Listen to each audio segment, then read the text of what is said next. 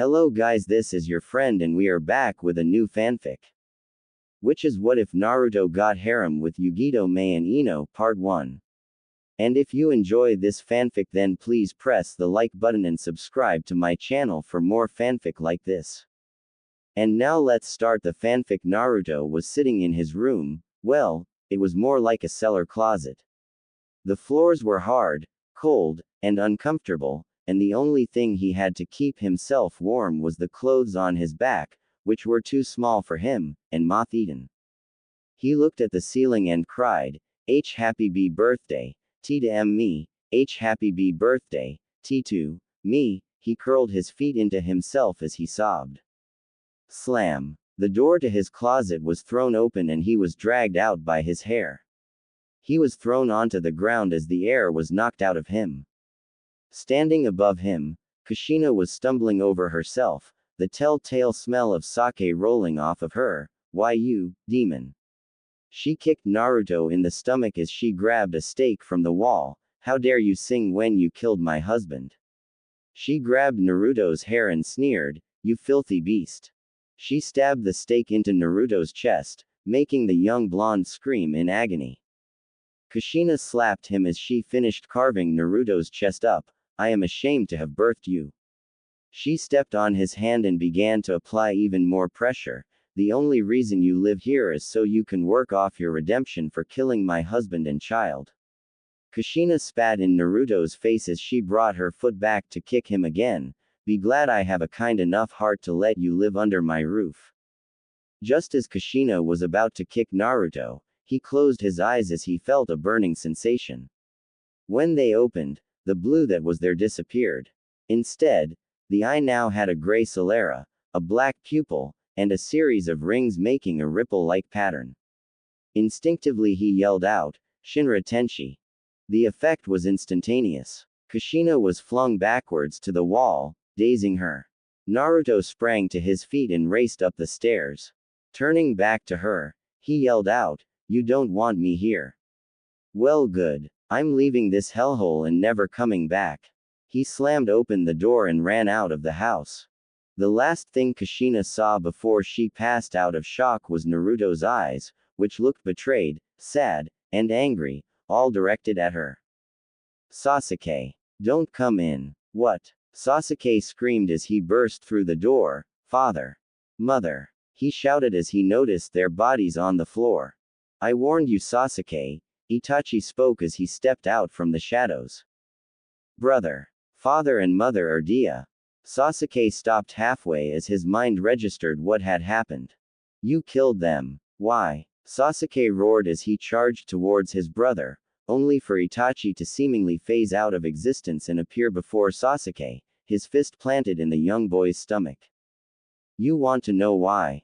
Fine, I'll tell you. This clan disgusts me. Killing each other over such trivial things, power, authority, it's pathetic.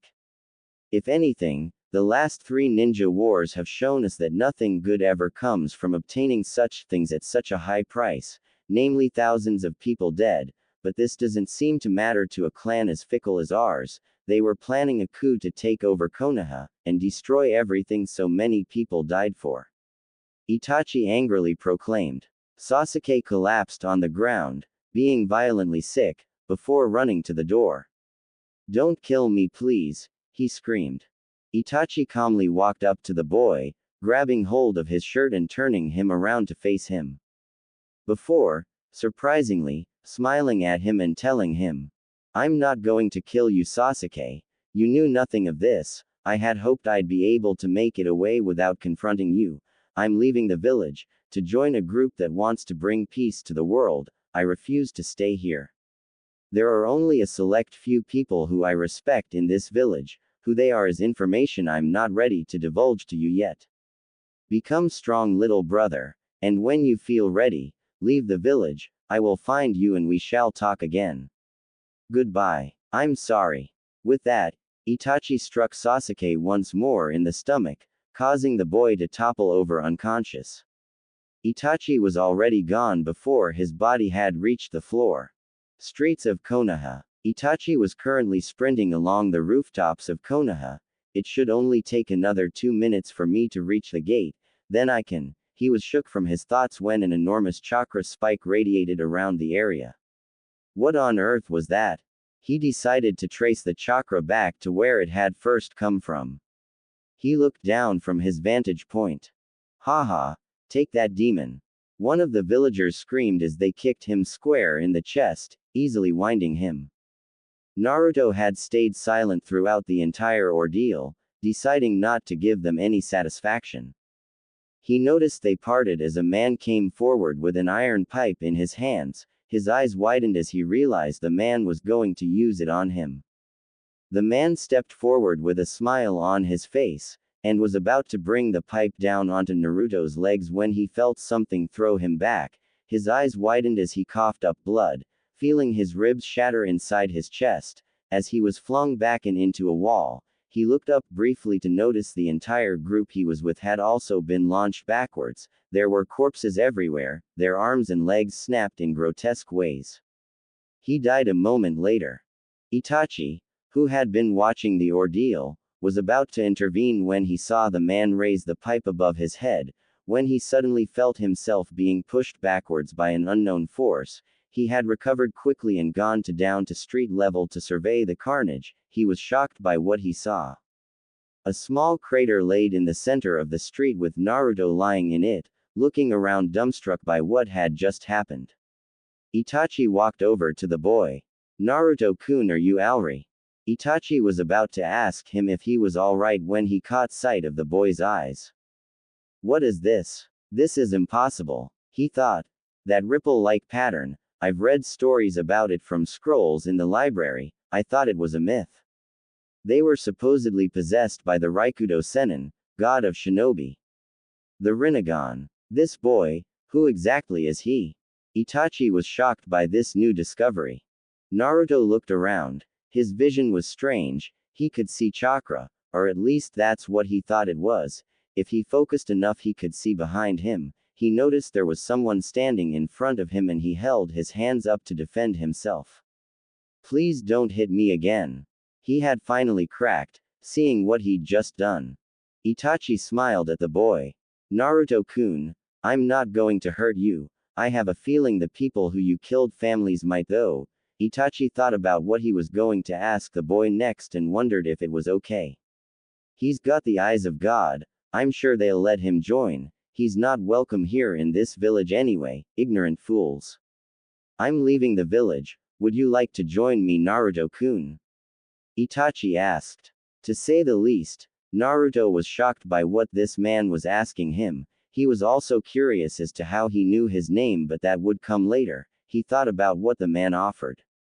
Leaving the village. I'm not exactly welcome here, but still, what about Kakashi, Ji-san and Ero Sennin? I don't want to leave them. Naruto thought. Will I be able to come back and visit? Naruto innocently asked. Itachi smiled at the boy. I'm sure in a few years' time, you'll be back, he answered. Alright, should I get anything from my apartment before we leave?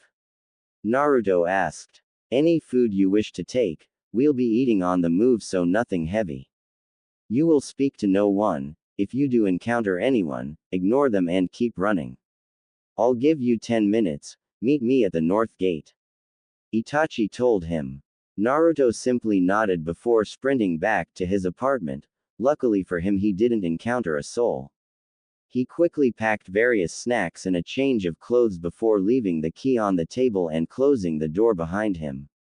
At the north gate, Itachi was standing there, waiting for Naruto. He knew the boy would come, and his hopes were confirmed when Naruto came running around the corner.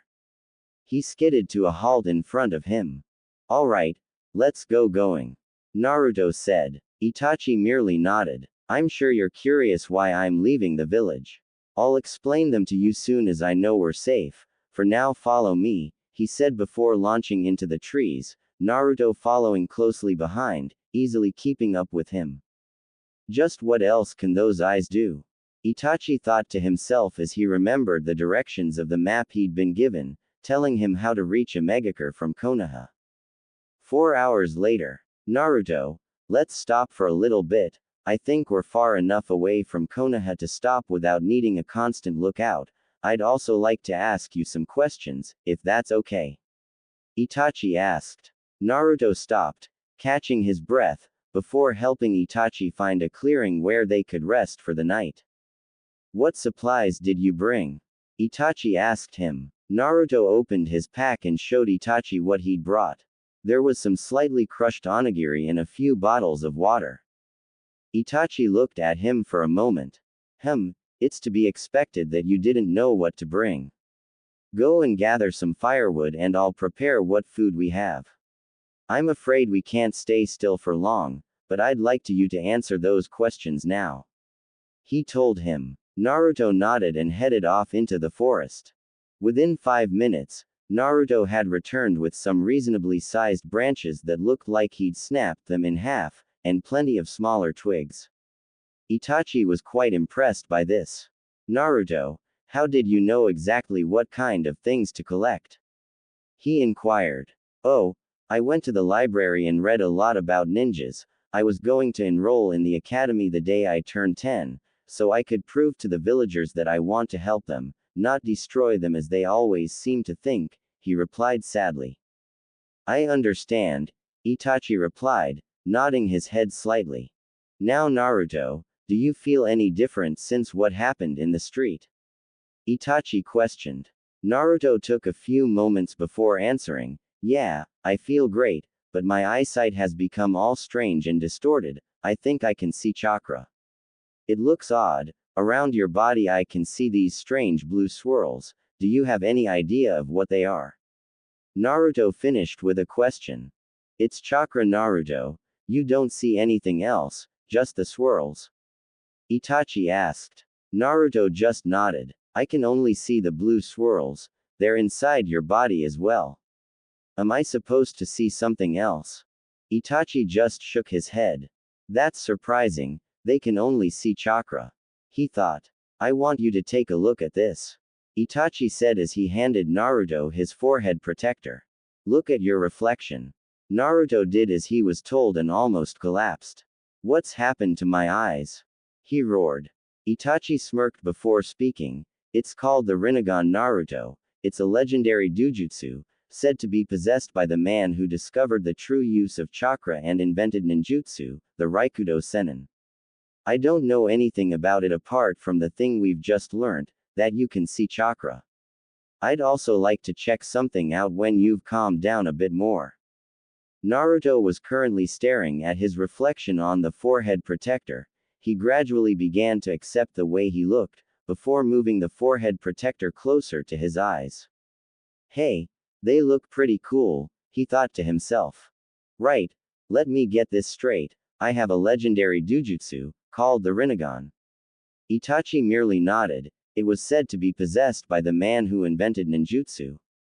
Itachi nodded once again. Well, I've got to say, that's awesome, Naruto shouted as he started laughing. Itachi had a slight unnoticeable smile on his face. It's quite ironic really. A boy who was constantly beaten and ostracized for something that was out of his control, will likely become one of the strongest ninja of all time. Itachi stated matter-of-factly. Naruto stopped laughing after he heard what Itachi had just said, and just sat there for a few moments with his mouth agape. This caused Itachi to smirk and added, even if I reach my full potential, if you Naruto are to reach yours, I will not be able to defeat you. I doubt anyone in the world will be able to stand against you. However, don't think this will just fall in your lap. You will have to train for many years to achieve that level. Naruto merely nodded before remembering what Itachi had said earlier. What is it you wanted to check out, Itachi? He asked. Oh yes, I just wanted to see if your new eyes could detect barrier jutsu, as that will be extremely effective if you are sent on reconnaissance missions. Step back a few feet and let me use one. Tell me if you noticed anything different. Itachi said. Naruto nodded and stepped back. Kekai. Tengai Hojin, Itachi shouted after performing a few hand seals. Naruto noticed it immediately. I can see it, it's some sort of dome surrounding you. Itachi was surprised. I see, so you can see barriers as well. That's interesting. Naruto just smiled before sitting down again. Oh yay, Itachi, why were you leaving the village? Naruto asked. Naruto noticed Itachi flinch at the question before he settled down on a log, and gave his answer. I wiped out the Uchiha clan, he replied simply. Naruto was shocked at this, not expecting such a blunt answer. They were planning a coup, and were attempting to take over Konoha. If they went ahead and did that, other countries would most likely get involved and attack Konoha without warning or repercussion. You haven't seen war, you don't know what it's like to see hundreds of people dead around you, it's terrifying. I did what I had to prevent a disaster. Itachi told them. I did, however, leave my younger brother Sasuke alive. He will join the organization we're going to when he feels he is ready. He knows of the coup, it'll be up to him whether or not he accepts it. If he doesn't and decides to hunt me down, I'll kill him. He added before beginning to pack up his supplies and putting out the fire. Come, we have at least another day of traveling ahead of us, we've wasted enough time as it is. Itachi said as he slung his backpack over his shoulders. He quickly stamped out the fire, spreading dirt over where it had been. They're sure to notice this, but we have, at least, an 8-hour lead. Itachi thought. Naruto nodded before standing up and dusting himself down. Within moments Itachi had launched into the trees, with Naruto fresh on his trail. The next morning, in Konoha. Hokage-sama, something terrible has happened. A Chunin rushed into his office. Yes, I already know about the Uchiha massacre. I also know that he's taken Uzumaki Naruto with him. Leave me, Hiruzen replied without even turning toward the person who'd entered his office. Huh, so it's true then, a voice from outside the window called out. Yes, apparently the villagers decided to attack Naruto yesterday evening. Naruto killed them and joined Itachi. Hiruzen answered the voice. Jiraiya then jumped up and landed on the windowsill. He killed them, you say? Was it the Kyuubi? He asked Hiruzen.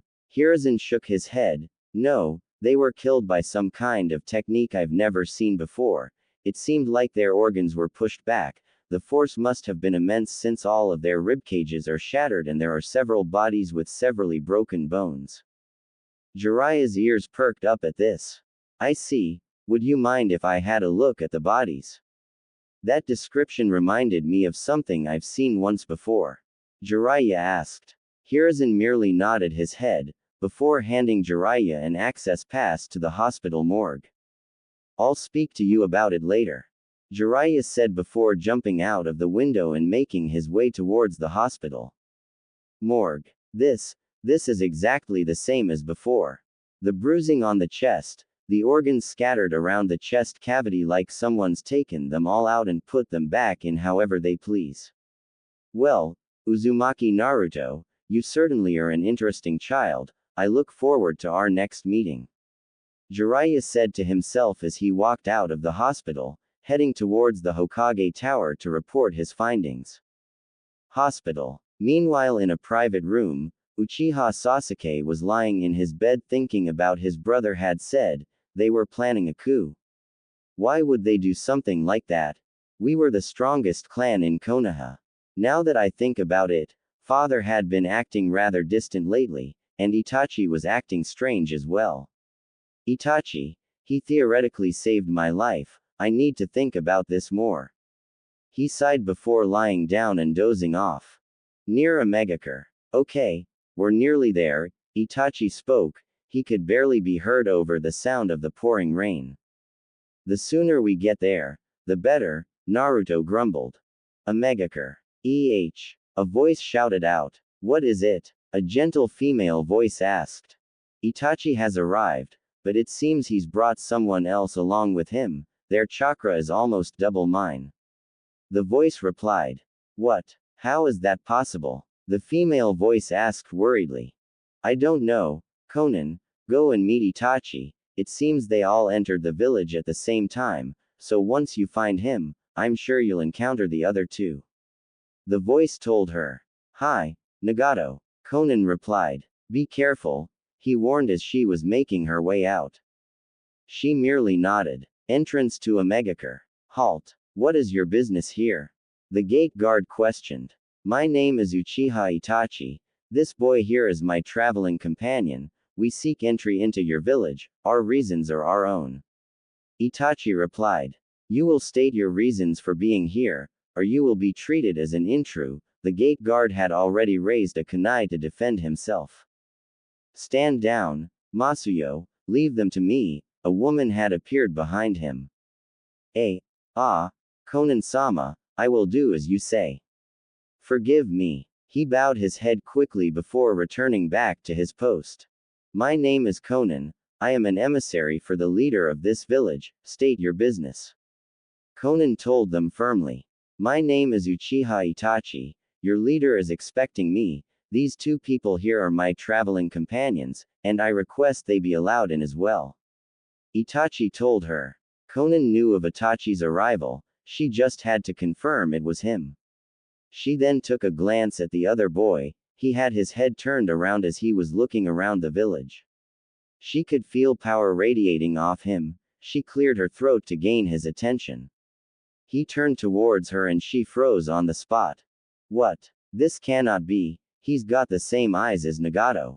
I see, this is the chakra he was talking about, he'll be a worthy addition to Akatsuki, perhaps even stronger than Nagato. She thought to herself. He grinned at her and said, Hey, my name's Uzumaki Naruto, nice to meet you. She suddenly felt a faint smile tug at her lips, before she pushed it to the back of her mind and dropped back into her serious demeanor. Hi, now come with me, I'm sure our leader will want to meet and greet you both personally. She stated. She nodded to Masuyo, and he responded, allowing the three of them passage and recording their names within the journal on the desk in front of him. They walked through the gates into the city of Megachur itself. All three of them were taken aback by how the city looked, although only two of them showed a surprised look upon their faces. Itachi remained stoic as ever. Whoa, this place is amazing, Naruto spoke, voice filled with awe as he glanced upwards, his sight filled with towering skyscrapers. It was at this time, Naruto had cast his gaze upon Konan, and noticed what she was wearing. Hey, Konan-san, I like your cloak, he said. She just carried on walking, neither of them could see the faint smile on her face. They continued on through the city, with Naruto making stupid remarks almost constantly throughout the short journey. They soon reached the entrance to the highest tower in the city and Konan stopped abruptly in front of it. She turned and spoke to the two of them. We're here, through this door lies your future, are you willing to proceed? She was surprised by how quickly Naruto responded. Satisfied, she gathered some chakra into her hand, and placed it across the barrier in front of the door. Once the barrier had finished dispersing, the doors opened themselves and they stepped inside. They walked into a strange foyer, noticing there was no one there, they passed through it and walked up the stairway on the other side. Reaching the top of the stairs, they stepped out onto a balcony, noticing a figure standing in front of them, leaning over the balcony railing, observing the village. Greetings Itachi, I see you've decided to join us after all. The man spoke. Itachi replied with a swift, hi. But it seems you've brought someone unexpected. He said. Hey, Naruto shouted out, only for Itachi to grab his shoulder, turning him around to face him and shaking his head. Naruto soon quietened down. He will be a powerful ally, that I can assure you. Itachi replied. Yes, I can sense that boy's chakra, it's stronger than any I've ever felt before, even my own. He continued whilst still looking out across the village. But have you ever felt pain before? Do you know what it's like to feel like the whole world is against you, having everything you've ever loved brutally torn away from you, in front of your very eyes?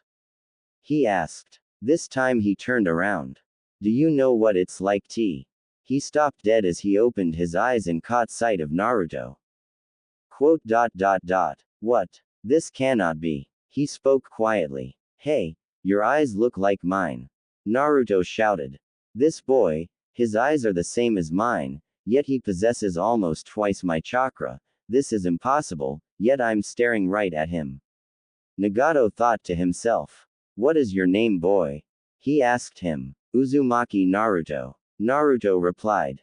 I see. He thought about what he was about to say for a moment. Very well, Conan, take him to an empty room. I shall be along once I've conversed with Itachi. He said. Conan merely nodded while gesturing for Naruto to follow her. Itachi nodded once before speaking. You should know something else. He's the Jinchuriki of the Kyuubi. This caused Pain to freeze before turning to Itachi, gesturing for him to continue, but as I'm sure you've noticed his chakra pathways haven't adapted to the Kyuubi's chakra, it seems to me that the Rinnegan has suppressed its influence. You could theoretically remove the Kyuubi from him, without killing him in the process as his body doesn't rely on it. Itachi continued. As for Pain, he was beaten daily in Konoha, his apartment needlessly vandalized. There were a select few who appreciated him, I'm sure you know of them. It was Sarutobi Hiruzen, Hitaki Kakashi and Jiraiya. The rest of the village is most likely celebrating his departure. Itachi finished. I see, Pain replied. He will be a fine ninja. I will have to oversee his training here though, the Rinnegan will crush him if he's not prepared for it. I shall introduce him and yourself to the rest of the members tomorrow. I have a plan that will require all of you. He stopped, seemingly thinking. He turned back to face Itachi before continuing. Now, I'm sure you'd like to get some rest from your journey. Konoha will never think to look here, so you're safe for the time being. Pain spoke. Itachi merely nodded before following him out of the room. They soon reached a door. You can stay in here for now, he said, before walking off, leaving Itachi outside the room. Naruto was currently sitting on his bed, bouncing up and down, with Conan standing by the door, watching him. The door opened and Pain stepped through. He glanced at Conan, before stepping in the room fully, and speaking to Naruto. Naruto, I would like to speak to you about something, it's important. He told him. All right, Naruto answered, stopping his bouncing and sitting the bed properly. So be it. I'm going to tell you about those eyes of yours, as Itachi has most likely already told you. They are called the Rinnegan, and were possessed by the so-called god of shinobi, the Raikudo Sennin. Naruto merely nodded, before Pain continued. What he most likely didn't tell you are the benefits of having such eyes. First, you possess all 6 of the chakra elements, allowing you to perform almost any technique you wish. Second, they provide you with a huge amount of chakra just by awakening them. I won't ask what happened to cause this. However, it seems you had a huge amount of chakra to begin with, so your levels are now the highest I have ever seen. Naruto sat there in silence, taking it all in. There's something I want to ask you. Before you awakened the Rinnegan, did you have any other episodes? Fits of rage where you'd black out and wake up, not being able to remember what had happened. Naruto shook his head. No, this is the first time it's ever happened. I see, Itachi was right, there's no trace of the Kyuubi's chakra at all, even on his stomach, where the seal of Jinchuriki usually is. We may be able to remove it from him without killing him. It'd be a tremendous waste if he were to die. Nagato thought. I also know you're the container of the Kyuubi. This caused Naruto to visibly flinch.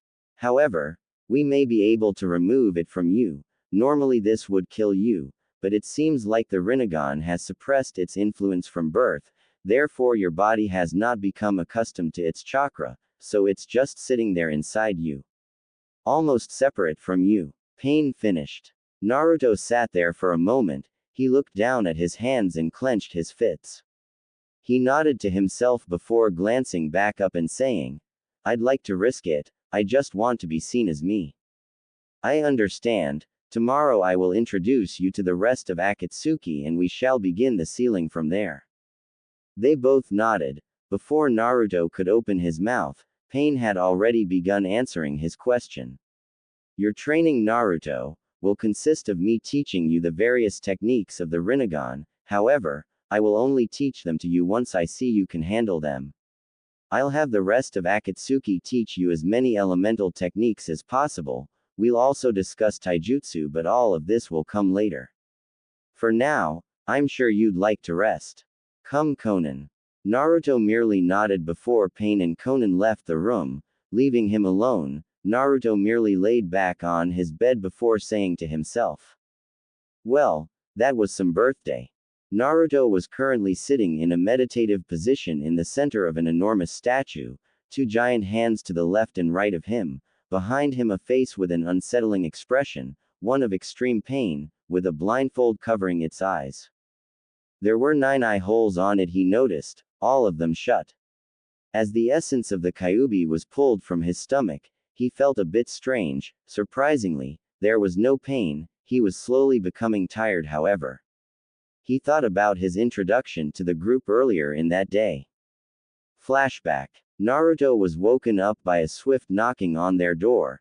5 minutes later, he emerged to see Pain, Conan and Itachi waiting for them. Naruto noticed Itachi was already wearing an Akatsuki cloak. "Hey, when do I get one of those cloaks?" Naruto asked. "When I deem you strong enough." Pain replied simply, "Now follow us, we're going to introduce you to the rest of the organization." Naruto merely nodded before following the others down a staircase. They all stopped in front of a door before Pain pushed it open and entered. Naruto noticed 5 figures in front of them, seemingly involved in light conversation with each other. As they stepped forward, they stopped their conversations and turned to look at them. "We have one new member and another promising recruit," Pain announced to the gathered individuals. "Itachi, you will be partnered with Kisame." Itachi and Kisame merely nodded. "This here is Uzumaki Naruto. Naruto is the Jinchuriki of the Kyuubi. We're going to extract it shortly. We believe that because he possesses the same eyes as me, the Rinnegan, the Kyuubi has been suppressed, thus we can extract it from his body without killing him. After that has been performed, I want you all to train him in various elemental techniques. I will be training him in the use of the Rinnegan's abilities." Pain finished speaking. Naruto, who was feeling rather uncomfortable, merely stepped forward and bowed, causing Kisame to laugh out loud. "Haha, you don't have to be so formal, kid." This comment caused Naruto to look up, grin and rub the back of his head sheepishly. Kisame grinned before introducing himself. "I'm Hoshigaki Kisame. This sinister-looking fellow to my right is Orochimaru." Orochimaru remained impassive towards Naruto, instead keeping his eyes focused on Itachi. "Uchiha Itachi, this is a perfect opportunity. I'd consider using Naruto-kun here for my next body, but if his eyes can suppress the Kyuubi, I stand no chance." Orochimaru thought, ending with a grim expression on his face. Anyway, the guy standing next to him is Sasori. He's Orochimaru's partner. Apparently they make a good team, but I've yet to see it.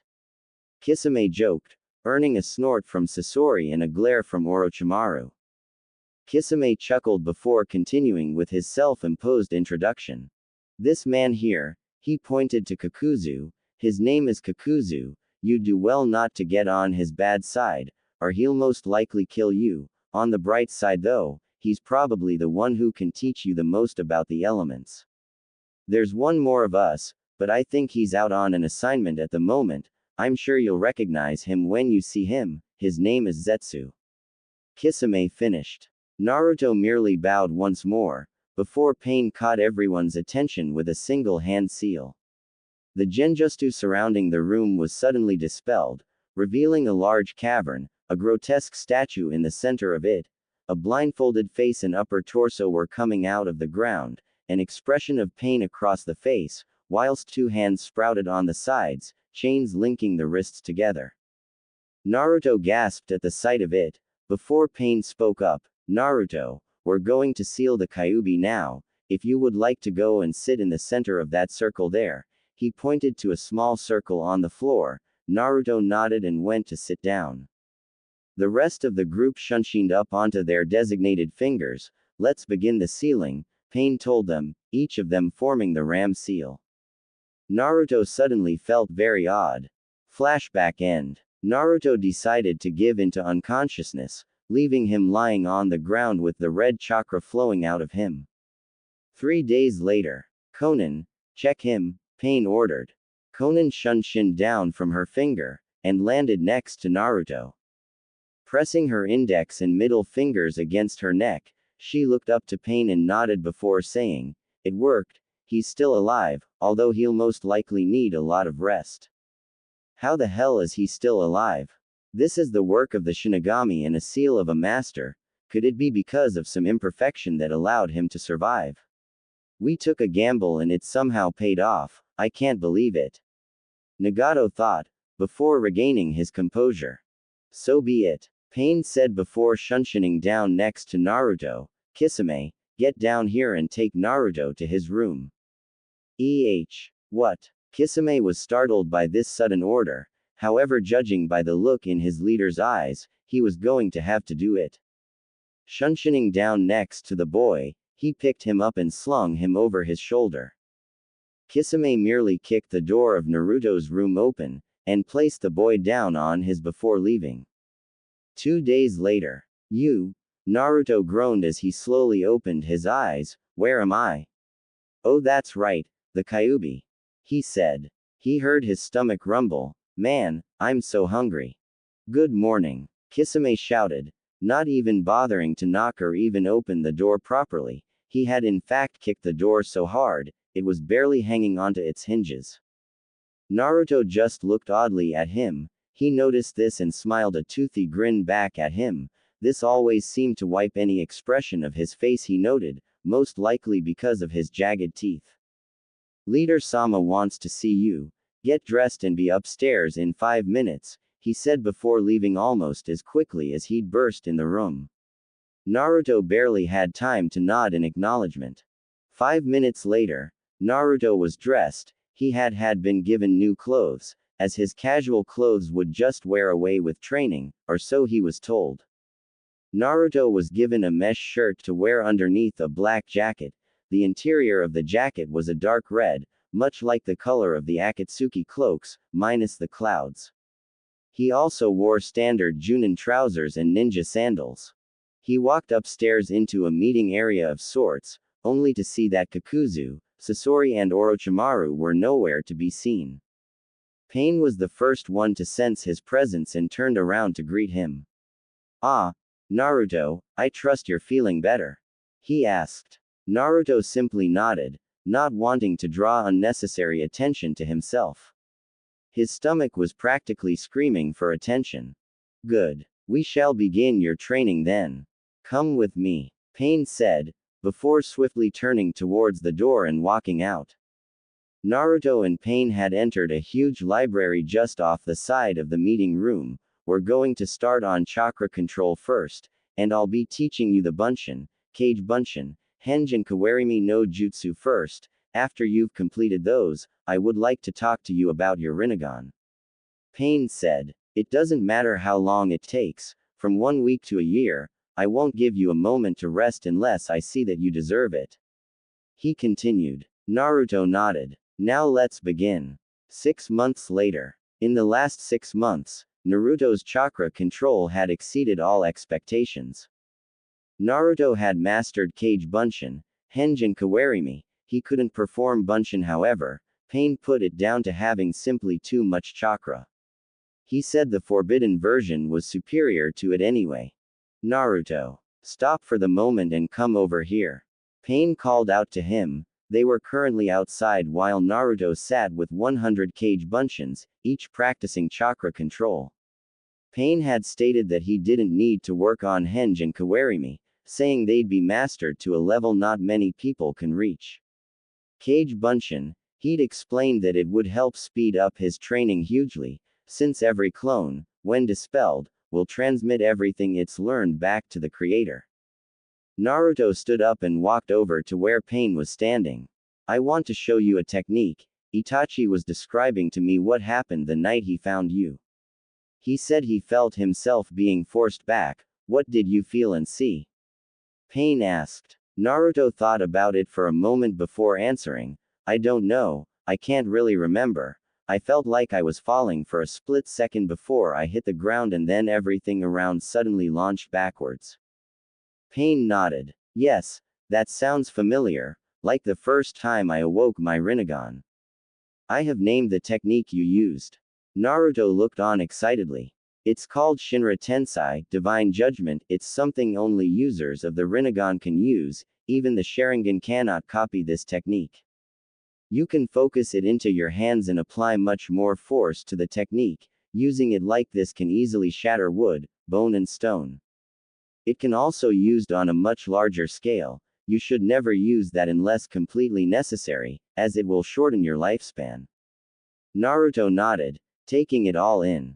There's one other drawback to the technique. Once you've used it, it can't be used again for the next 5 seconds.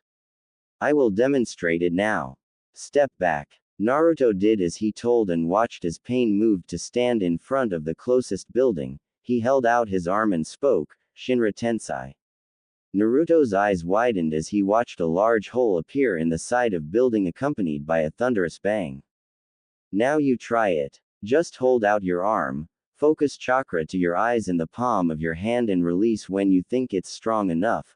The more chakra you focus onto your palm, the stronger the technique will be.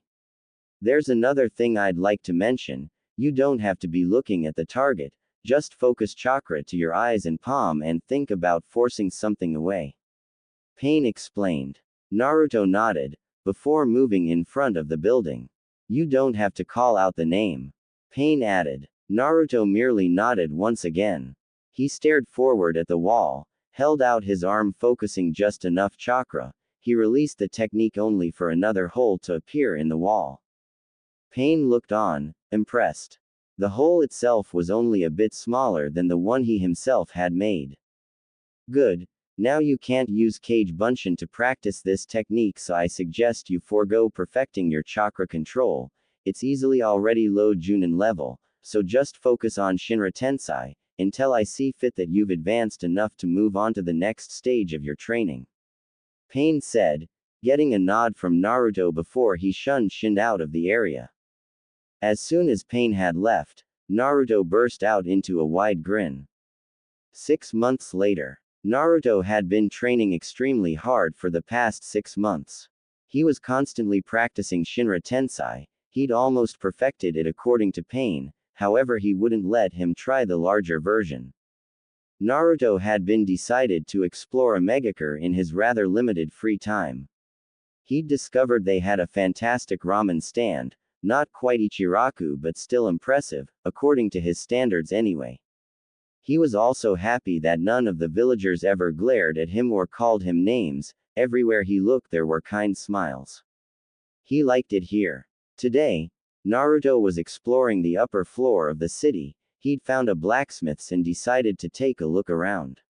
He entered the shop to find various weapons hanging on the walls, some of which he'd never seen before. What the hell is that? A scythe? What kind of ninja uses that?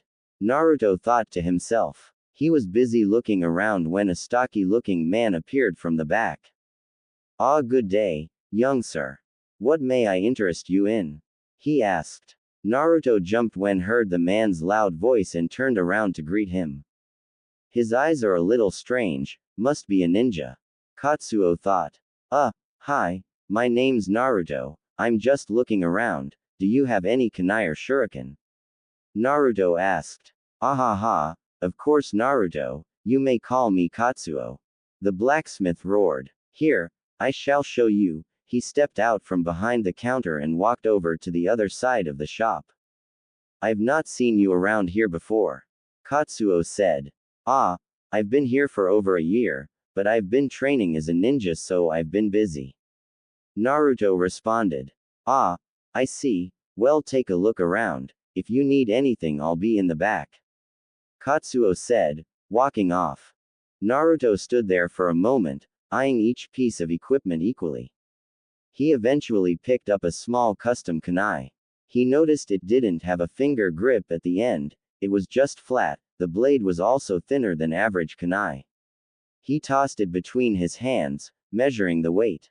Happy with it, he decided to make a request of the owner. Katsuo-san, he shouted. The large man appeared from the back, a large smile on his face. Would you creating 40 of these for me?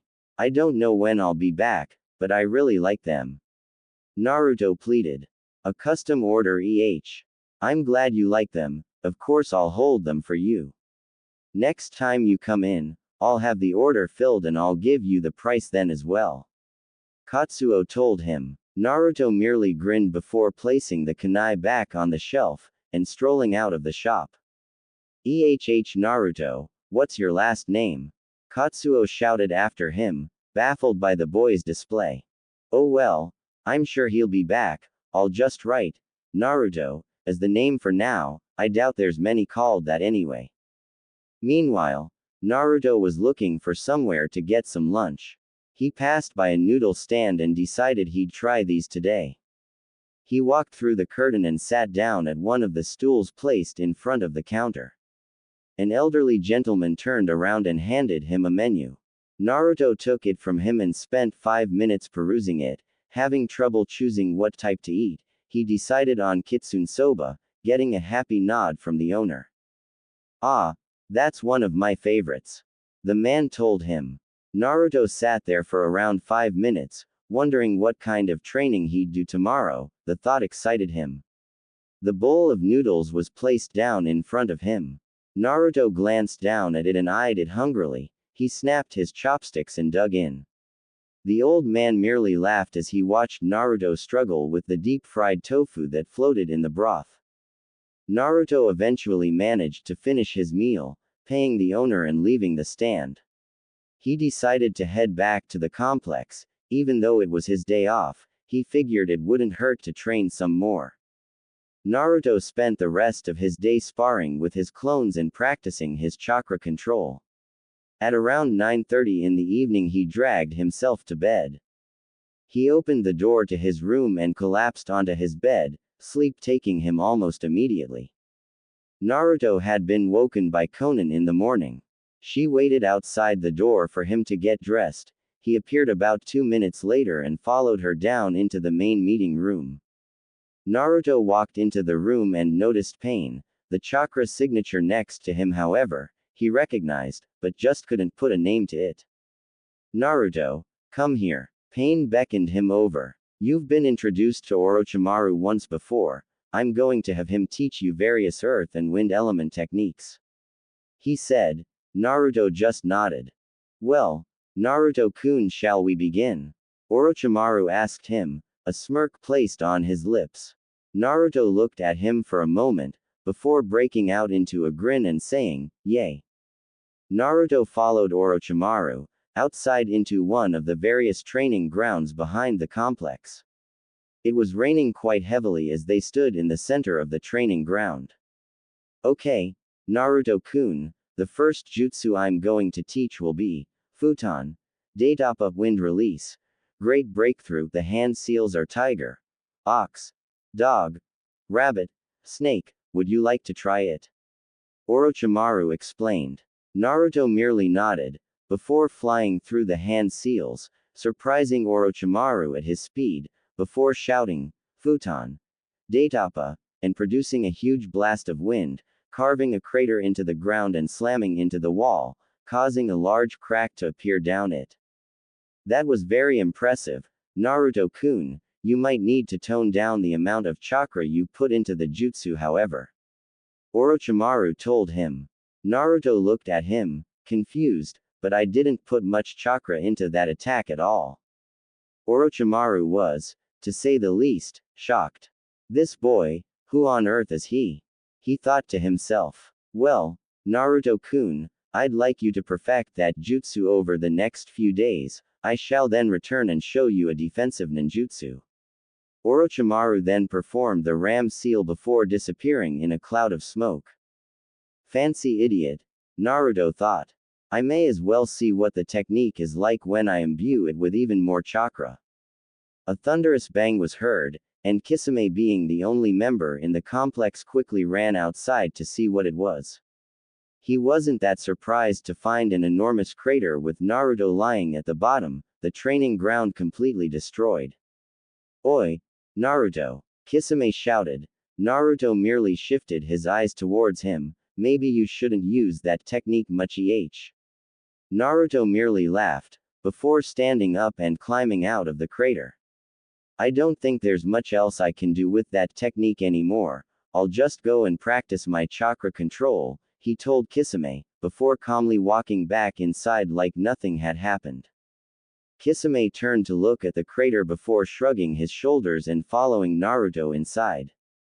When Orochimaru returned, he had been informed of what had happened after he left, and figured he wouldn't berate Naruto for not practicing the technique, considering the amount of damage it had done.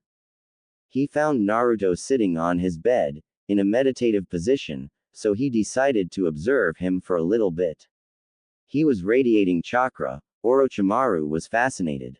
Naruto felt the presence as soon as they had entered the room. He didn't know who it was as they were masking their chakra, and he knew they must be incredibly skilled if they can hide their chakra, even in front of his eyes. He decided not to wait to find out who it was. His eyes snapped open with his hand already held up. He called out, "Shinra Tensei," only to hear a shout of, "Shit!" and a loud crash. He looked around the room, noticing the large hole that was now in his wall. He looked to his right and saw who it had been. Orochimaru was standing there with a smirk on his face. "Bravo, Naruto-kun, you've changed considerably over the course of this year. When you were first introduced to us, your guard was constantly down, and any one of us could have killed you in a second," he said. Naruto wasn't surprised at this at all. "But now you've started to train those eyes of yours, you're slowly becoming a worthy adversary. I look forward to the day you are officially introduced into Akatsuki." Orochimaru finished. Naruto just grinned. "Your defense is already quite formidable, especially with that Shinra Tensei attack. You could most likely push away plenty of the larger jutsus, however some of them won't be that simple, so I'm going to teach you a jutsu that requires considerable chakra control, which I know you have. Come," Orochimaru stated as he walked out the door. Naruto followed him, sighing at the hole in his wall, knowing he was going to be tasked with fixing it up later. They were in a different training ground this time, after Pain had made Kakuzu fill in the hole with an earth jutsu. Naruto had stayed clear of Kakuzu ever since he'd found out. "Okay, Naruto-kun, this is an earth element defense ninjutsu. It's an incredibly versatile jutsu. I will show you an example. It's called Doden Doryukatsu, Earth Release, Earth Flow Divide," Orochimaru explained. He ran through the seals incredibly quickly, much faster than Naruto had expected, and slammed his hand into the ground, holding it there. Naruto noticed his fingers moving slightly. His mind was taken off this when a large clump of earth began rising up, before splitting in half and then into quarters, before Orochimaru released his hand from the ground and admired his handiwork. Orochimaru smirked at Naruto's odd expression before explaining, "There are things called dragon veins flowing underground, and you can manipulate them using that jutsu. You pour your chakra into them, then utilizing perfect chakra control, you can create chasms of any size. The formation of the ground is completely up to you. The seals are rabbit, boar, rat, horse, tiger, snake. Now show me." Naruto performed the hand seals and called out, "Doden Doryukatsu," before slamming his hand on the ground. He channeled chakra into the veins. He was surprised he could feel them. It must have something to do with the jutsu, he thought. He suddenly lost control and the jutsu failed, resulting in a large earthen pillar to rise out of the ground. He immediately cancelled the jutsu and sighed. "Wow, you can't lose concentration or something like that happens, he said, more to himself than Orochimaru. Orochimaru just smirked. "Yes, you have to be careful. It's best used while you're in a group and need to defend more than one person at once. It can also be used to separate enemy teams apart and destroy their camps before you attack," Orochimaru explained. "I'll be back in a week and a half. I want you to have made some noticeable progress when I return." He then left. Throughout the next week and a half, The training ground where Naruto had been training had to be remodeled several times, thanks to Naruto either losing control or funneling too much chakra into the jutsu. The day Orochimaru returned, Naruto had prepared a question to ask him. "Hey Orochimaru," he turned towards the boy, who took it as a signal to continue, "where do you keep going?" Orochimaru merely cracked a smile that sent a chill down Naruto's spine. "I've been busy," he said simply, clearly not in the mood for explaining. "Kukuku, soon my kinjutsu will be ready and I'll have access to almost every jutsu in the world. I haven't seen Itachi in a while, but next time we meet, I'm sure it will be memorable." Orochimaru thought. "Now Naruto-kun, I have a test for you. I'm going to summon 2 snakes. I want you to use the 2 jutsu I have taught you in Kage Bunshin to force them to dismiss themselves," Orochimaru said, lifting up the sleeve on his left arm, before nipping his thumb and smearing the blood across the strange tattoo that covered his forearm. "Kuchio's number jutsu," he spoke, causing 2 snakes slightly larger than himself to puff into existence next to him. "Kill him," he said simply, before shunshining backwards to observe the battle. Naruto formed the familiar hand seal and created 4 Kage Bunshins. He made 2 of them charge the snakes, while he had the last one cover him, in case one of the snakes got through. He quickly shot through some more hand seals before shouting, "Doden! Doryukatsu," and causing a large bank to appear but a few meters away from the snakes. They didn't notice however as they were engaging his first 2 Kage Bunshins. The snakes were too busy fending off kunai strikes to notice the real Naruto jump onto the top of the bank. He launched into the air from the top of the bank, formed some hand seals and shouted, "Futon! Daidappa!" The huge burst of air destroyed the Kage Bunshins and forced the snakes to the ground. Shallow cuts could be seen all over their skin. As soon as Naruto landed, he pulled out 2 kunai and sprinted towards the snakes, ready to kill them. Orochimaru decided enough was enough, so he manually dispelled the snakes. "This boy is far stronger than I give him credit for. His training with Leader Sama must have beaten some tactics into him. It's a shame I won't be able to take his body, he'd make a fine replacement. Kukuku, Itachi's will suit me fine however," Orochimaru thought. Naruto walked over to Orochimaru, who congratulated him on his clever usage of Kage Bunshin to distract the enemy while he focused on the main offense. He handed him 2 scrolls before telling him, "We won't meet each other again, Naruto-kun, goodbye." He performed the ram seal and disappeared in same way he had when they'd first met. What was that all about? Oh well, I'd better check out these scrolls, Naruto thought to himself before he unfurled the first one and read the name of the jutsu. Scroll. Futon. Shinkugyoku. Wind Release. Vacuum Sphere. This jutsu is ranked A class. This is a short to mid-range jutsu. To perform, form the dog seal. Before taking a deep breath and exhale, you should feel the balls of chakra form inside your mouth. Exhale them rapidly for the best results. The amount of chakra you put into each ball will affect how much physical damage they do. A small amount of chakra will merely hit the target, most likely bruise them but do nothing more. A large amount however can penetrate the skin like a thrown kunai, therefore proving fatal if aimed at the right areas. End scroll. Hey, this sounds like a promising jutsu. It looks a bit troublesome to use though. The exhaling part sounds like it will take some getting used to. I'll keep that one for later. I'll check the other scroll, Naruto thought. He rolled the first scroll back up and placed into a side pocket of his jacket. He carefully untied the small string keeping the next scroll rolled up, before it fully unfurled in his lap. He picked it up and began to read. Scroll. Futon. Shinkaha. Wind Release. Vacuum Wave. This jutsu is ranked A class. This is a short to mid-range jutsu. To perform, form the dog seal. Before taking a deep breath, spinning around while you exhale, the chakra will form a blade sharp enough to cut a person in half if enough force is applied. The longer you spin for, the wider the arc, thus reducing the attack power of the jutsu. End scroll. This one looks a little easier to perform than the first. I'll begin practicing them tomorrow. Naruto thought, smiling as he made his way back to his room, happy that he'd got more techniques to learn. The next day, when Naruto woke up the next day, he decided he wasn't going to use Kage Bunshin to learn these new wind jutsu. They seemed far too dangerous to have even 5 clones try it. He thought about which one to try first. He eventually decided on Futon Shinkaha, as it seemed easier to use than Futon Shinkugyoku. He was heading downstairs when Konan caught him.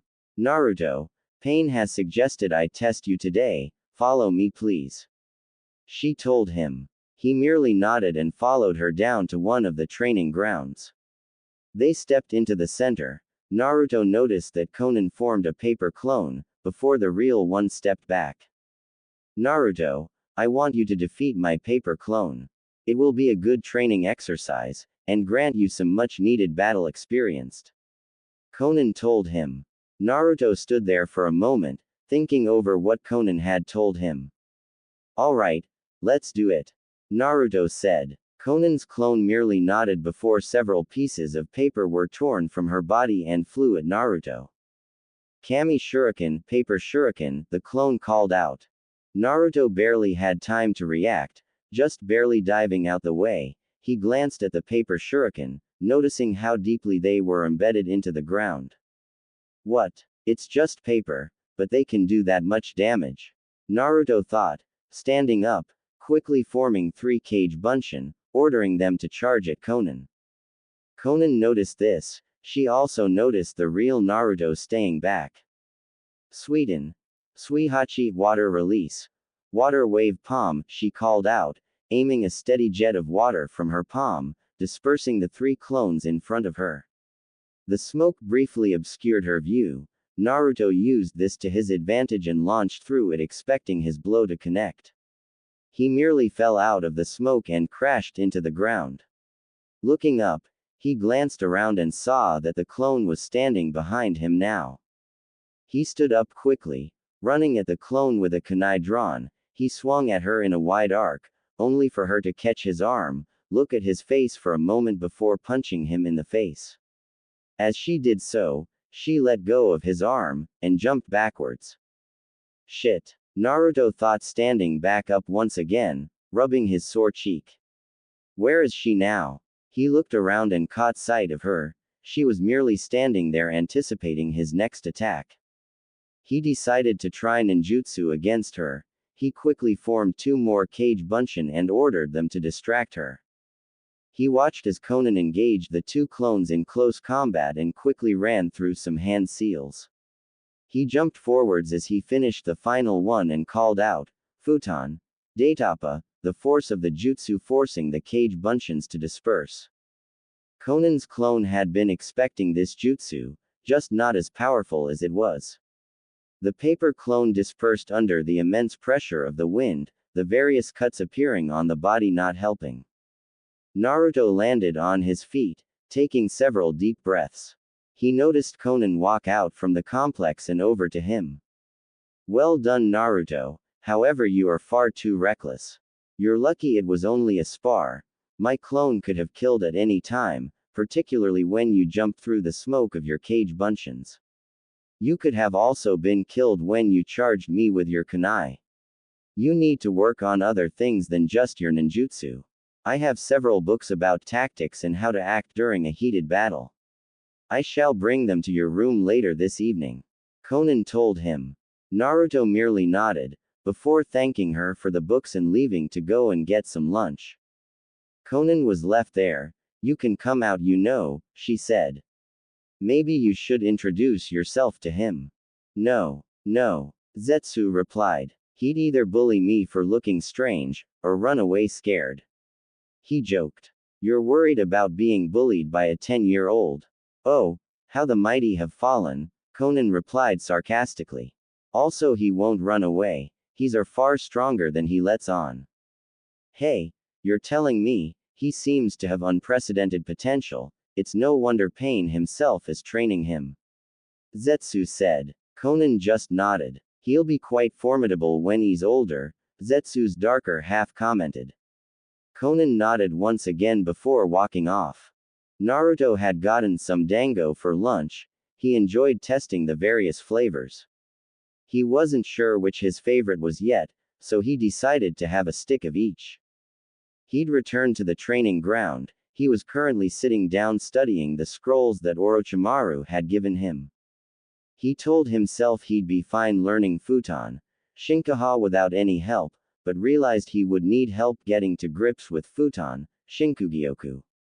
He decided to ask Itachi about it, knowing the man was currently in the compound. He ran inside and found him poring over a scroll in the meeting room. Naruto walked over to him and asked him how he'd go about performing the jutsu. Itachi told him it'd be wise to exhale them slowly, but forcefully to begin with, then as he became better with the jutsu, he could increase the speed he exhaled them at. He nodded along as he listened, mentally slapping himself for not thinking of that himself. He added that it would require immense concentration to spit them in such quick succession. He knew now that he'd have to study those books Conan had mentioned thoroughly, realizing just how far he still has to go. Naruto knew he wasn't that advanced in ninjutsu techniques yet. He figured he could ask the other members to help him in that area, and perhaps even some taijutsu training. 1 year later, Naruto had decided to keep a journal of every jutsu he had learned, for quick reference if needed. He also gave a quick explanation. Journal. Kaden. Hosenka no Jutsu, Fire Release. Phoenix Immortal Fire Technique. A jutsu mostly used for distraction, you launch several small balls of fire at the target. Itachi told me you could set various traps using the jutsu, but then said I'd have to figure out how on my own.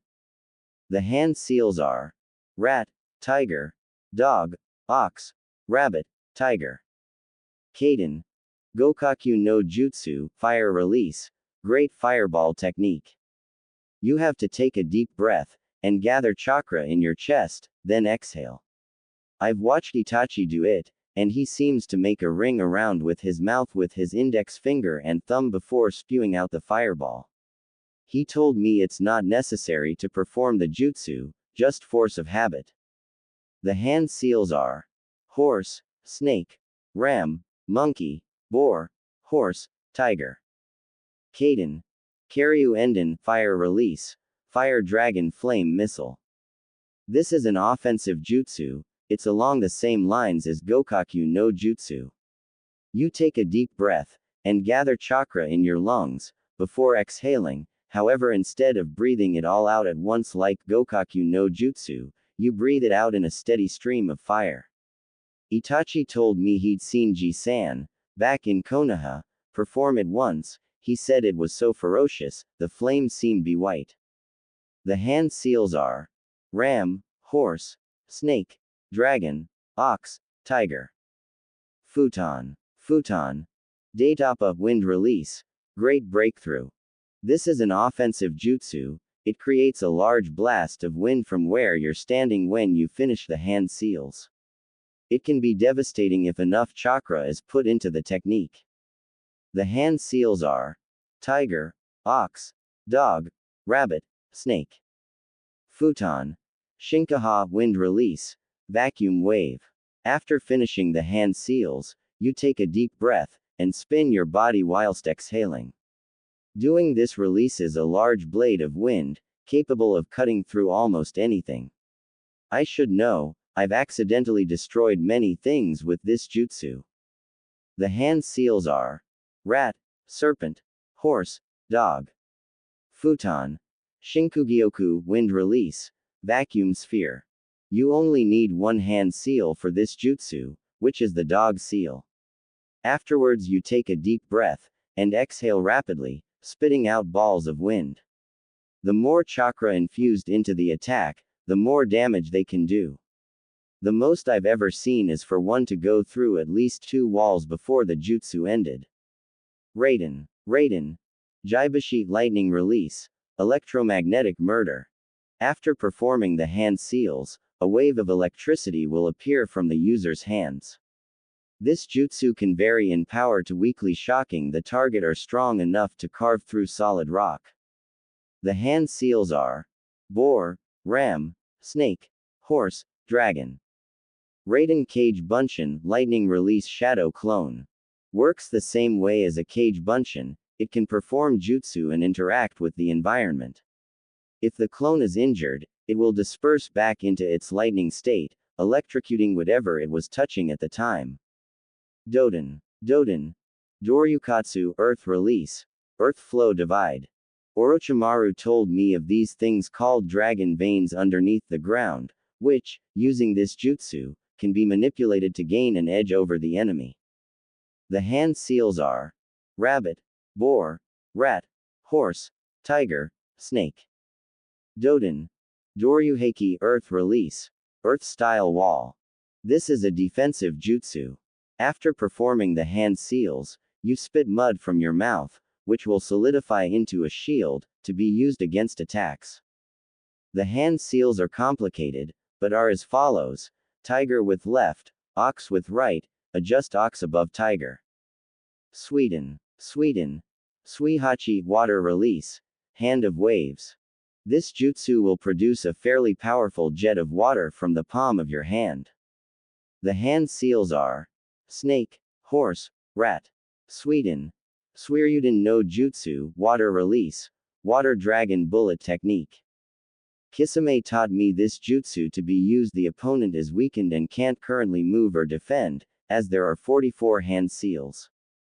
The hand seals are ox, monkey, hare, rat, boar, rooster, ox, horse, rooster, rat, tiger, dog, tiger, snake, ox, sheep, snake, boar, sheep, rat, monkey, rooster, dragon, rooster, ox, horse, sheep, tiger, snake, boar, rat, monkey, hare, boar, dragon, sheep, rat, ox, monkey, rooster, boar, rat, snake, rooster. End of journal. In the past year, Naruto had found out Orochimaru had tried to attack Itachi, and somehow take his body.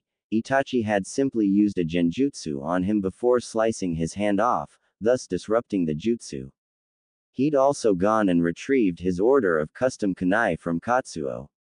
It had taken him a little while to get used to the weight, but he noticed they seemed to be slightly faster and could be used with normal kunai to perhaps catch the enemy off guard.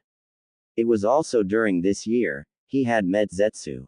To Zetsu's satisfaction, he didn't seem bothered by his appearance. Naruto was, in fact, in awe of him. He never told him anything about himself, just a quick introduction. To throw him off his trail, he complimented Naruto's skills. Being 11 years old, his ego swiftly increased. Although he was brought crashing back to Earth the moment he mentioned anyone in Akatsuki could defeat him easily. He left abruptly after that, leaving him to wallow in self-pity. Naruto had decided that lunch would soon cheer him up. Back to the present. Naruto was currently sitting on his bed, reading a book Conan had given him. It was about the use of tactics in battle. He'd learned a lot from reading these books: distractions, making full use of teammates if you have them, taunts to make the opponent angry thus weakening their resolve, using the environment to your advantage. He'd absorbed it like a sponge, and was now not as cocky or overly dramatic as he had been. In fact, he seemed more at peace, and a lot calmer.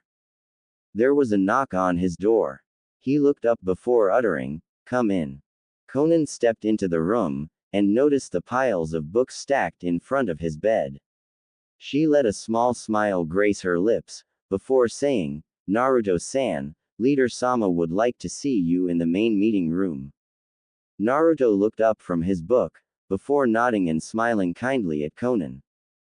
"Thank you, Conan, I'm on my way," he said as he got off the bed and put his sandals on, before stepping out of the room, and heading in the opposite direction of Conan. He entered the meeting room to find Pain and Kakuzu. He'd gotten some training, if you could call it that, from him during the last year. He taught him some Raiden jutsu. I guess it helps having weird beasts on your back do all the work for you. Naruto thought, before walking over. Naruto, you already know Kakuzu. Kakuzu merely nodded, acknowledging the boy's presence. You're going with him to hunt down an A-class missing nin. Pain told him. Naruto didn't react, processing this new information. He's been raiding small villages with a bandit gang. His body will fetch a decent price, as you know we need the money. It will also give you much needed battle experience. Yay, but I don't know why we need the money. Naruto added, receiving a blank look from Pain. All will be revealed in due time, for now, just do as I tell you. Pain commanded with a subtle undertone of authority. Naruto merely nodded, not wanting to argue. He followed Kakuzu out of the compound. We're going to a small village near the border of Aim no Kuni. I've heard from various contacts that the bandit gang our target is said to be involved with have been attacking travelers near there. Kakuzu spoke. Naruto just nodded along. Alright, how long will the journey be? Naruto asked. We'll be moving at my pace, so no more than a day. Kakuzu replied, before breaking out in a run. Naruto had no trouble keeping up, but to travelers, if they had good eyes they would have been able to catch a brief glimpse of black, before it flew past. 8 hours had passed since Naruto and Kakuzu had left a Megakure. They had stopped at a dango stand for a bit of rest and something to eat. It was all Naruto's idea, much to Kakuzu's chagrin. He said he could just take a soldier pill, but Naruto had insisted. They soon entered Kohaku village. It was a small village. Naruto noticed that, although it wasn't that late in the day, 4:30 to be precise, everyone was already inside. There was nothing that said anything about the bandits entering the village. Why is everyone inside? Kakuzu questioned, not really expecting an answer. Maybe it's our presence. Naruto said. No one knew we were coming. Let's see if we can find someone. Kakuzu said, before he walked off. They found a small tavern and stepped inside, noticing there was no one in here. Ah, sorry gentlemen, I was just closing up, I'm afraid I can't serve you. The bartender told them as he swept the floor. I don't care about that. Kakuzu told him coldly. Where is the bandit gang that has said to have been around this area? You can't be thinking about going after them. The bartender practically screamed. I didn't ask for your concern, tell me where they are. Kakuzu responded, a certain edge in his tone that sent a chill down Naruto's spine. Oh crap, I need to get out of here. If he gets angry, he'll kill anyone close by, regardless of who they are. Naruto thought to himself. Forgive me, Shinobi-san, they are about 30 minutes to the east of here, there's about 7 of them. 6 of them seem like normal raiders, but their leader is pretty ferocious, I'd be careful of him. The bartender said, before bowing quickly and retreating into the room behind the counter. Let's go, Kakuzu said, walking out the door and heading in the direction the bartender had pointed them in. They had quickly reached the entrance of the bandit camp, and decided to forego subtlety. Doden! Doryukatsu, Naruto shouted out, causing a pillar to shoot out of the ground in the middle of the camp. 6 men soon came out of their tents, screaming various obscenities. What the is that? Was the one Naruto heard most before all eyes turned to him and Kakuzu.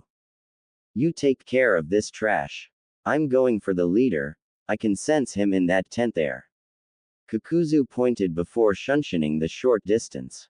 One of the bandits charged at him, trying to catch him off guard, only for him to turn around, his hand seemingly launching from his wrist, catching the man by the neck. Fear flashed in the man's eyes before a quick movement of the wrist snapped his neck. He threw the body to the side, before entering the tent, only to fly out backwards a moment later. While the bandits were distracted with Kakuzu's savage attack, Naruto had already begun forming hand seals, preparing his next jutsu. Raiden! Jaibashi, he shouted, aiming for the nearest bandit, enough chakra in the attack to shock him into unconsciousness. Arg! He managed to get out before collapsing on the floor. Naruto smirked as he noticed the other four charge at him, swords drawn. He pulled out a kunai before racing toward them. Surround him, he'll be easier too. The bandit was interrupted as Naruto sent him flying upwards with a thunderous uppercut. He landed on the back of his neck and slumped to the ground. Naruto had turned and thrown the kunai at the nearest bandit. He barely dodged it. Shit, I didn't think they'd send ninjas. One of them shouted. What the hell is wrong with his eyes? Another shouted. Who gives a shit, it's 3-on-1, he's just a kid, and we have the advantage. The last said. Naruto noticed he more experienced than the other two. Naruto had raced towards the bandit he'd thrown the kunai at. The bandit noticed him and swung his sword wildly. Naruto quickly dived forward, underneath the sword swipe. He collided with the man's shins, knocking them both to the ground. He quickly regained his composure and punched the fallen bandit in the face, incapacitating him. He stood up and quickly performed 3 hand seals before holding his hand out and speaking. Suiten. Suihachi, a jet of water bursting from his palm, hitting one of the bandits square in the chest, launching him backwards, clearly winded. You're far stronger than I expected. A mere boy able to take down 4 bandits, the last bandit said to him. This man was the more experienced of the 6. He seems strong, I'll have to be careful, Naruto thought. The man suddenly rushed forward, swinging wildly, smirking all the while. I haven't trained enough with Kisame to see through the sword swipes, I've got no choice, I'll have to use it. Naruto thought. Naruto quickly jumped back and held out his arm. Shinra Tensei, he called out. The bandit felt like someone had punched him in the guy before he found himself being launched backwards. He crashed into one of the various tents littering the area. What the was that?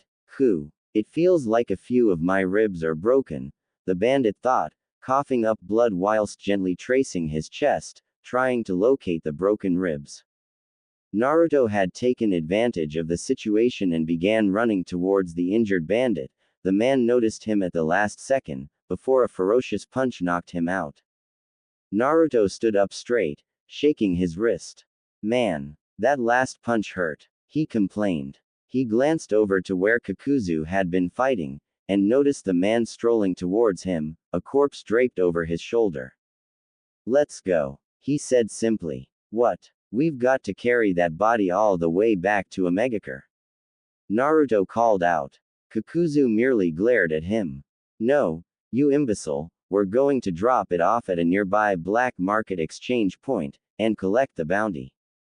Naruto frowned. Hey, we're not done yet. They both turned around to see 3 of the 6 bandits Naruto had fought. One was holding his face, the other his ribs, and the last was furiously rubbing the back of his neck. You didn't kill them? Kakuzu asked, anger clearly present in his voice. Naruto merely shook his head. Do it now, he commanded. What? Naruto questioned, clearly shocked by the demand. I said kill them, they are a threat to us. You wanted to become a shinobi, this is part of it, now kill them. I know you have a technique that can take them all out at once. Do it, they are a waste of time anyway. Kakuzu said as he continued walking. Meanwhile Naruto was struggling with an inner conflict. They are a threat to me. What the hell is that supposed to mean? I've already defeated them, is that not enough? Is this what being a ninja is all about? Killing people to survive, but if I don't act, they'll kill me here and now. What the hell am I supposed to do? Naruto thought to himself. He looked up only to be greeted by the kunai he'd thrown earlier. It struck him in his thigh. You overconfident little shit, we're not going down that easily. One of them shouted. Naruto glared at the bandits hobbling towards him, he could see their comrades stirring in the background. He yanked the kunai out of his thigh, wincing in pain. You brought this on yourselves. Naruto stated simply. He performed the necessary hand seals before calling out, Futon, Datappa. He watched as the enormous blast of wind hit the bandits full on, small cuts appearing on their skin before they were blasted backwards. Kakuzu had stopped to survey the carnage, and watched as Naruto went to inspect his handiwork. There were 6 corpses strewn about the area. Some had deep lacerations in their flesh, others had badly broken limbs. Naruto took it all in, knowing a lot more of this was to come. He simply turned away from the scene, before walking forwards a few steps and vomiting violently. Hey, I've never seen anyone react any differently to their first kill. Why are they always sick? Kakuzu thought to himself. He had decided to wait for Naruto to catch up. The trips to the exchange point and back to Omegakure were silent. Kakuzu didn't care. They entered Pain's complex, before Naruto asked, "Do you mind reporting to Pain? I'm going to my room."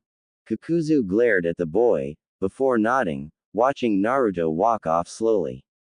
With Pain and Kakuzu, I see, well, that's to be expected, it's his first time killing someone. Pain said, after listening to Kakuzu's report. Yes, although he seems to have taken it better than most people, killing 6 people at once isn't as simple as one. Kakuzu added. It would have crushed any other person his age. Pain merely nodded, before turning to face him. Have you counted the money? He asked. It's all there, Kakuzu said, handing the briefcase over and walking out. With Naruto. Pain said Kisame arriving tomorrow to give me some training. That gives me some time to think about what I did today. Naruto thought. Those guys were going to kill me. I know that. Does that make me killing them okay though? Is it self-defense? Kakuzu said this is what being a ninja is. Killing people. No matter where you're brought up, if you want to be a ninja, you have to kill people. What about? A knocking on the door knocked Naruto out of his thoughts. Come in. He spoke. He looked up to see Konan enter and stand in the doorway. I heard Pain and Kakuzu talking. You don't seem right. She said. He gave her a sad smile. I'm that easy to read, huh? He asked, his eyes studying the floor. Yes, she told him. Let me explain something to you, she said. He contemplated this for a moment, before looking up at her, and nodding, inviting her to take a seat on the chair by his desk. She sat down and crossed her legs, waiting for him to speak. I don't know if what I did earlier was okay. I know those men were going to kill me, but that doesn't make me any happier or feel better about killing them. He said. She couldn't tell his emotions, his eyes helped him hide them. She continued staring at him. He noticed her face softened slightly before she began speaking. Naruto, you know as well as me, that killing innocent people is not okay. She said. His eyes widened before he moved his gaze from her to the floor. However, if you hadn't killed them, they'd have definitely killed you, there's no doubt about that. She continued, his eyes were still on the floor. They were bandits, scum, they'd killed innocent people before.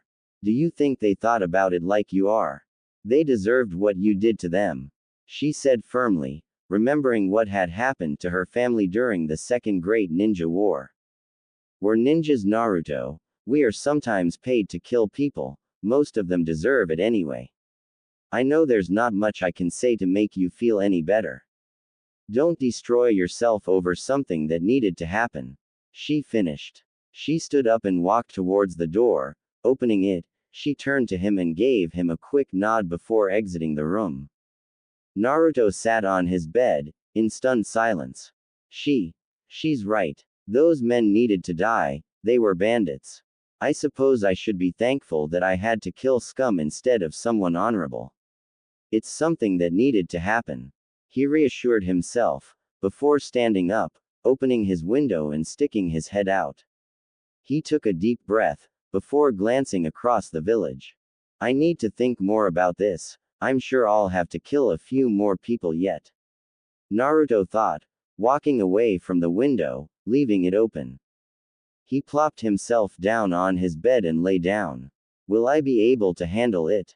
He thought to himself before dozing off. A year later, Naruto had spent the past year training and honing the jutsus he currently knew. He'd also been training with Kisame. Come on, you can do better than that. Kisame roared, swinging at Naruto violently. Naruto just managed to jump over the slice, before landing and rolling back immediately. He quickly stood up and shot through a few hand seals. Kisame noticed this and held Samahata up to defend himself from the attack he knew was coming. Raiden. Jaibashi. Naruto shouted, holding out his hands, and aiming towards Kisame. A bolt of lightning shot out of his palm and struck Samahata.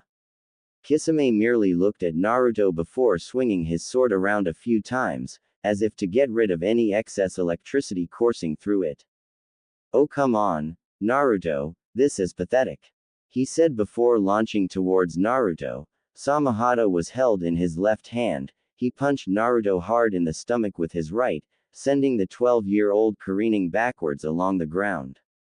Naruto stood up, and spat blood, before pulling out a kunai with his left hand and charging at Kisame. He raced towards him, forming a cage bunshin, using it as a stepping stone. He launched into the air, throwing the kunai at Kisame, to distract him. It didn't work. The kunai struck Kisame in the thigh. He seemed to ignore it and kept his eyes on Naruto, who was currently flying towards him. Naruto had just finished sealing. He took a deep breath before firing several large balls of wind at Kisame. Shit, I wasn't expecting that kind of attack. Kisame thought. One of the balls struck Kisame in the stomach, forcing him to take a step back, and then another and another. Naruto didn't let this advantage go to waste. He quickly began sealing and called out, Kaden, Hosenka no Jutsu. Kisame, who was just regaining his footing after the wind assault, looked up to see several balls of fire this time, flying towards him. He formed some hand seals, before calling out, Suiden, Sukoden no Jutsu. Naruto, who was using the small fireballs as cover so he could move closer to Kisame without giving away his presence, was not expecting this jutsu. As soon as the water shark struck his fireballs, he dived through the steam with his arm held out in front of him and called out, Shinra Tensai. The full force of a medium-power Shinra Tensai struck Kisame dead on, launching him backwards, causing him to slam into the wall of the training ground. Naruto rolled forward, and backed away from the wall immediately, expecting some kind of attack to fly through the dust that'd been kicked up. When nothing happened, he relaxed, only to hear, You fool, and a shout of, Suiden, Sukoden no Jutsu. He turned around to see a large shark made of water flying at him. It struck him dead on, launching him backwards. He lay on the ground before coughing a bit and cursing, shit. He stood up and looked up to see Kisame, smirking and strolling towards him with Samahata resting on his shoulder. Not bad, kid, he said, before sitting on a small rock that was placed in the training ground. Naruto just stood there, rubbing his chest where the shark missile had struck him. I'm impressed, Naruto, Pain said as he strolled outside. He'd been observing the battle. Kisame, I'd like you to teach Naruto that Suiden jutsu you just used. Pain continued. Naruto, how many elemental jutsu do you know now? He asked. Naruto thought for a moment before answering. I know 6 Kaden, 6 Futon, 3 Raiden, 4 Doden and 5 Suiden, if you include the one Kisami's going to teach me. Naruto replied. Pain merely nodded. Very well, today's training is finished. Kisame, I want you to show Naruto that technique tomorrow. You can teach him the basics. His eyes and natural skill will do the rest. He finished before walking out. Naruto merely ran back inside, only stopping to nod when he heard Kisame shout, Be here at 7 in the morning. In his room, he sat at his desk and pulled out his technique journal. Journal. Kaden. Genkyu Fire Release. Roaring Flame Sphere. Itachi told me this technique is a much larger and more destructive version of Gokaku no Jutsu and only to be used in extreme circumstances. The hand seals are the same as Gokaku no Jutsu, you just have to force a lot more chakra into the technique. Kaden. Zukoku Fire Release. Intelligent Hard Work. You spit out a small fireball, which is just condensed fire chakra. As soon as it hits a surface, it will erupt into a giant firestorm, causing widespread destruction to the area. Futon. Repusho wind release. Violent wind palm. This is a simple technique that launches a concentrated gust of wind at the opponent. It can also be used to increase the speed and damage of thrown objects. Pain taught me this one, surprisingly. You just clap your hands together before calling the technique out and exhaling. Futon. Kami Oroshi, wind release. Godly wind from the mountains. This jutsu creates a large vortex of wind that you can launch at the target. There is only one hand seal, Tiger. Raiden. Ikazuchi Hakai. The user places his hands to the ground after converting their chakra into lightning. The user then sends an enormous bolt of electricity that cuts through the ground in the direction of the target. The shape of the bolt is a triangular with the base in the direction of the user and the tip headed towards the target. It causes devastating destruction on its way and generates enough heat and power to destroy whatever it comes into contact with. The hand seals are ox, rabbit, ram, dog, monkey. Doden. Yomi Numa, earth release. Swamp of the underworld. This jutsu creates a swamp beneath the target. If it is made deep enough, it will kill the target. The larger you want the swamp to be, the more chakra you force into the jutsu. The hand seals are boar, tiger. Sweden. Daibakufu no Jutsu, water release.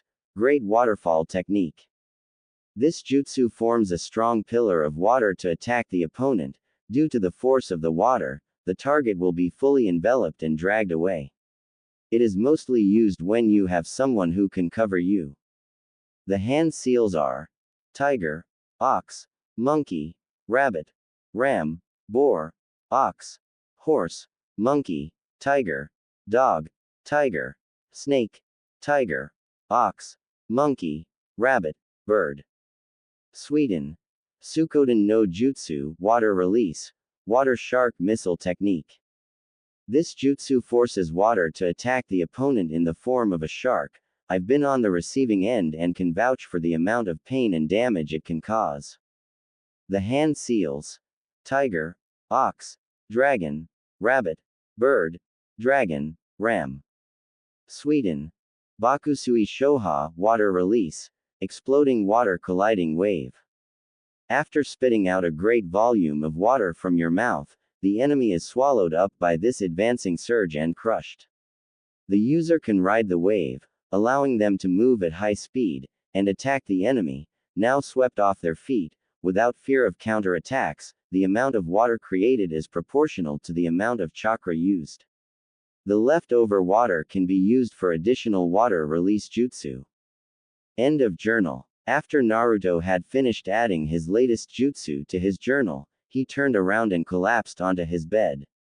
He began thinking about what was going on in Konoha.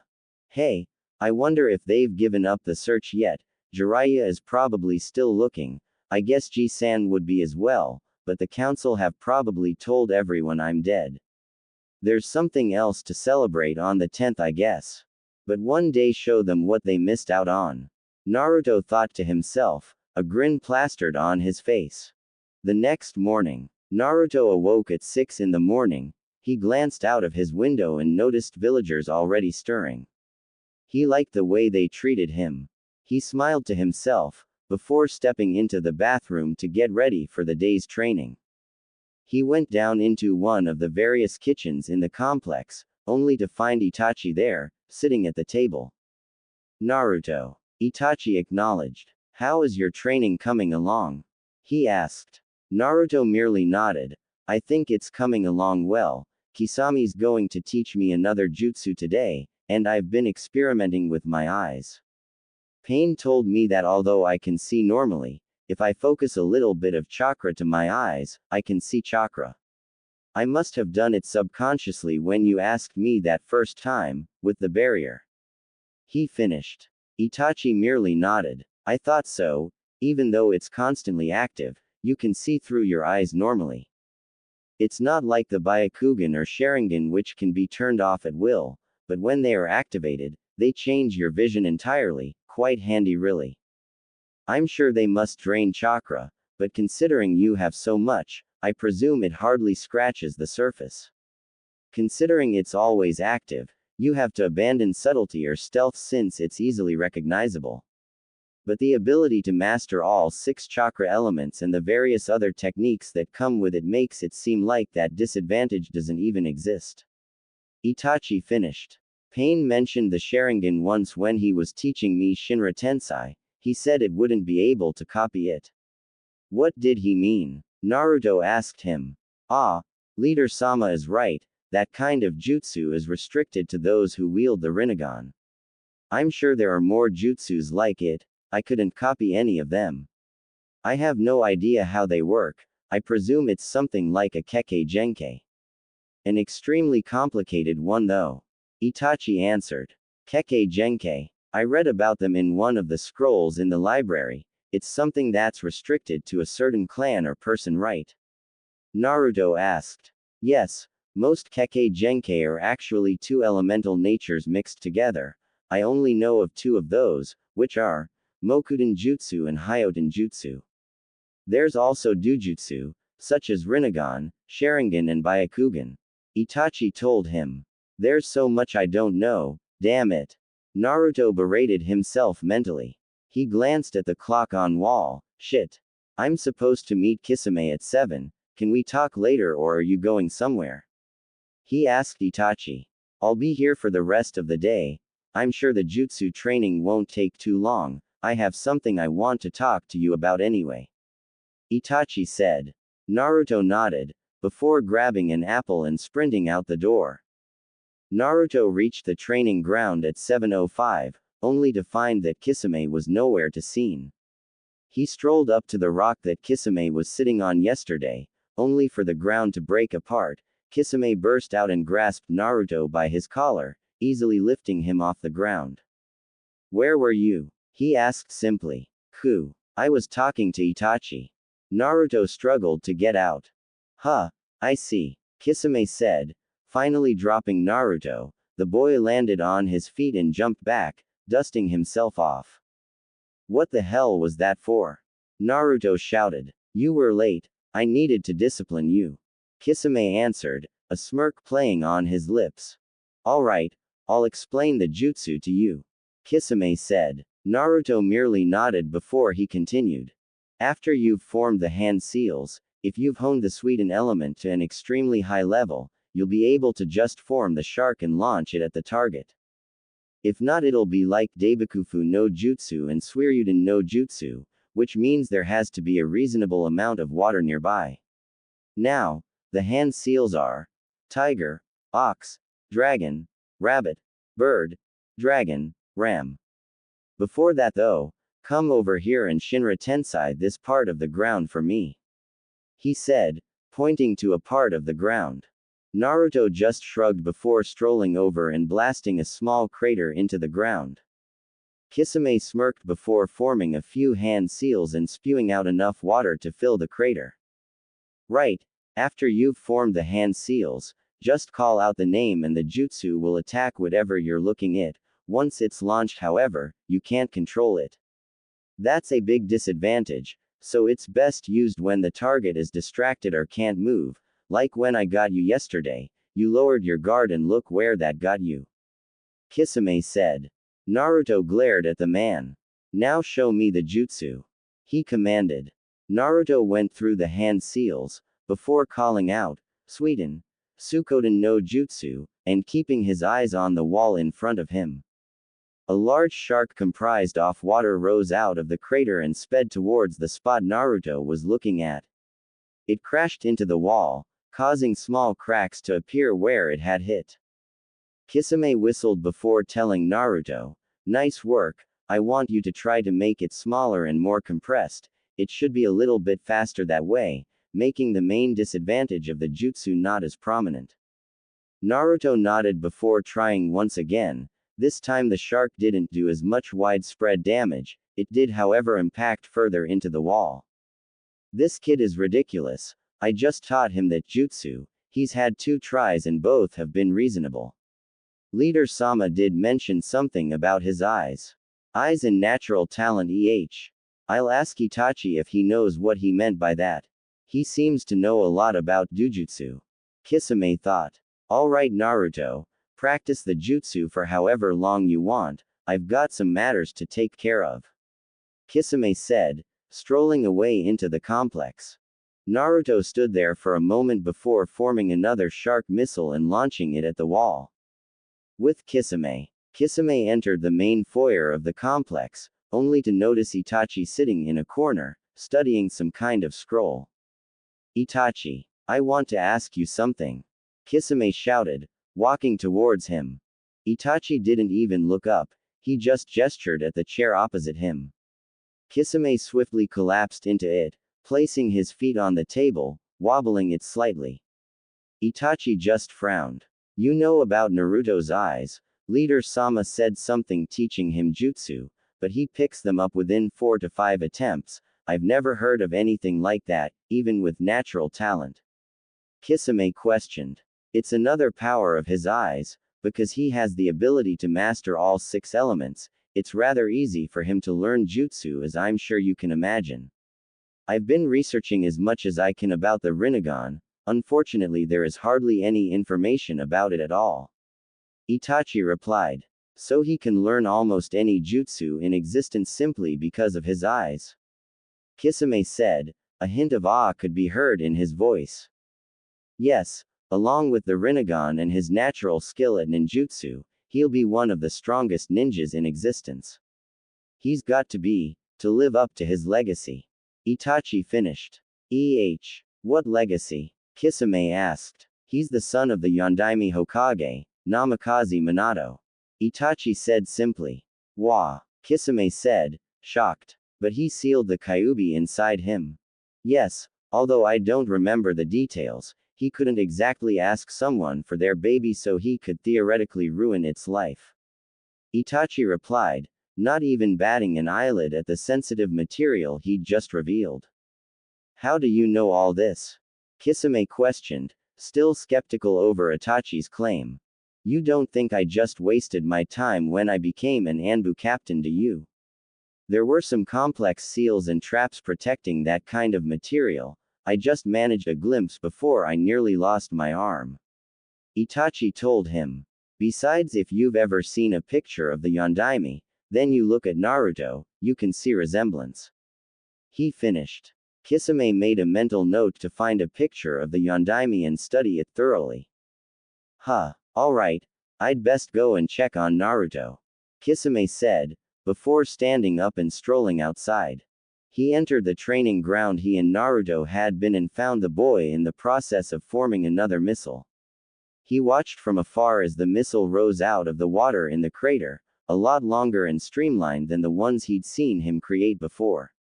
It flew at the wall and dug into it, before dispersing. Kisame looked on, impressed. Oi, Naruto, he shouted at the boy, walking towards him. Why are they so much longer? That won't do enough damage. He said to the boy. I know that, but they travel faster and don't immediately disperse when they hit something. They won't do as much damage, but you can aim for more precise spots with it. Naruto explained. So he took the jutsu and adapted it. I don't really like them like this, but I'll admit it's clever of him to have figured out how to make them faster. Kisame thought. Alright Naruto, I want you to show me Suiryuden no Jutsu, aim it at the ground, not the wall, it doesn't look very stable at the moment. He joked. Naruto just nodded before closing his eyes and taking a deep breath. His eyes quickly opened and he ran through the 44 hand seals required for the jutsu. Kisame stood there, smirking. Suiryuden no Jutsu, Naruto shouted. 4 prongs of water shot up from the crater, the rest of the water snaked up through the prongs and formed what looked like a dragon, its eyes glowing a sinister yellow. Naruto kept his eyes focused on the ground. The dragon followed his line of sight and crashed directly into the spot he'd been looking at, causing a small crater to form. Very good. Training's over for today. I just wanted to see if you'd kept on practicing the other jutsu I'd taught you. Kisame told him. Naruto just grinned at him and nodded. Kisame seemed satisfied by this and strolled back indoors. Naruto decided to stay outside and practice his Doden jutsus a bit more, feeling like he hadn't invested enough time in them. 2 hours later, Naruto stepped into the complex, noticing Itachi sitting in the corner, poring over some scrolls. Naruto also noticed a small pile of them placed behind him as well. He walked over to him. Itachi. Itachi turned around to see Naruto walking towards him, arms crossed behind his head. Naruto, I want to ask you something. Sit down, he said. Naruto complied and sat down opposite him. I've been researching your dujutsu. So far I've found nothing that we don't already know. Raikudo Senin, all 6 chakra elements. I want to know what it feels like. Itachi asked him. Naruto was shocked by the question, mainly because Itachi usually kept to himself. I remember the first time I used them, that accident before we first met. He looked down at the floor. I didn't know what had happened, but I felt great, like I'd been reborn. I can't describe it.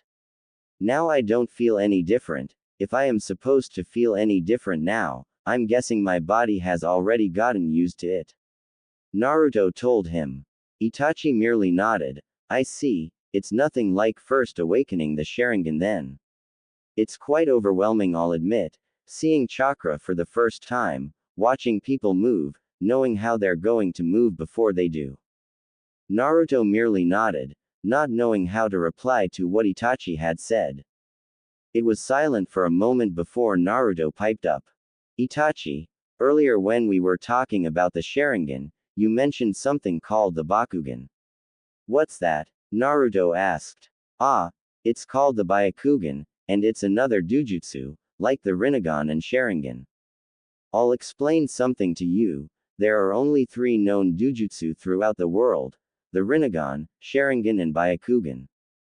It would seem to me that the Rinnegan is focused purely on ninjutsu, giving you all 6 chakra elements and various other abilities. The fact you seem to be able to learn any jutsu once it's been shown to you also supports this. The Sharingan is a genjutsu dujutsu. It's very hard to break one that has the Sharingan supporting it. It also allows me or any other user to copy any technique they see, be it ninjutsu, genjutsu or taijutsu. And finally there's the Byakugan, which is a taijutsu dujutsu. It allows the user to see chakra pathways and tenketsu points. The Hyugas, the clan with the Byakugan, have a special fighting style called Juken, where they utilize the Byakugan to its fullest. A master of this style can stop you from using chakra altogether. Although it's not permanent, it's still a deadly tool. It requires them to force a little of their own chakra into the targets. Once that's done, they can rupture or divert the chakra flow. It also gives you a 360 field of vision, and some kind of telescopic sight, making it perfect for scouting. Itachi explained. Wow, so that's it? Naruto asked. Well, there are more techniques for each eye. I'm sure Leader Sama will show you all the techniques of the Rinnegan. There are some special techniques of the Sharingan, but I won't tell you anything about those. The Byakugan, I know it has some. I've never witnessed them, however, so I can't tell you anything more. Itachi finished his explanation. Naruto sat there mulling over all the new information he'd just heard. I'm going to ask Pain if he can teach me another technique, Naruto said before jumping up and sprinting out of the room. Itachi merely looked up and smirked before folding up the scroll he was looking at, and walking out of the room, heading the way Naruto had. Naruto ran into the meeting room, not even registering Sasori and Kisame conversing in a corner. He scanned the room briefly before finding what he was looking for. Pain and Konan were sitting in the center of the room, engaged in light conversation. Hey! They stopped talking and looked towards Naruto, who was currently standing in front of them. Pain, do you think I've advanced enough to learn another Rinnegan technique? Naruto practically begged. Pain merely looked at him, before saying, yes, I'll show you another technique. I have an assignment for you first, however. I'll teach you when you return. Naruto looked shocked for a moment, before nodding. Itachi had entered the room. Kisame, Sasori, Itachi. Now that Orochimaru is gone, we need another member, Sasori's new partner. I've heard about a group of insurgents near the border of Hai no Kuni. There's not many of them, I'd say 10 maximum. But there's one member who caught my eye, his name is Deidara, he's a missing nin from Iwagakure. He stole one of their forbidden techniques and left, killing anyone who tried to stop him. I want you three to go there and convince him to join us. If you can't, kill him. Pain explained. I also want you to take Naruto and report to me how he fares in battle. He added. Hey, what? Naruto could only complain as Kisame dragged him out of the room. 4 hours later, Kisame, Sasori, Itachi and Naruto had been traveling fast, although they still had another 6 hours of traveling to do. Naruto was at the back of the group, having trouble keeping up with the others. Naruto. Itachi had dropped back to speak with him. I need you to be prepared for this assignment. He said simply. Why? What's going to happen? Naruto questioned, slightly worried. You may have to kill people again. Naruto was shocked, but carried on running, not wanting to be left behind. These guys are terrorists though, I need to stop worrying about this. I won't have to kill anyone who hasn't done something wrong or is an enemy ninja. I know I could be killed during every battle I have and they know that as well.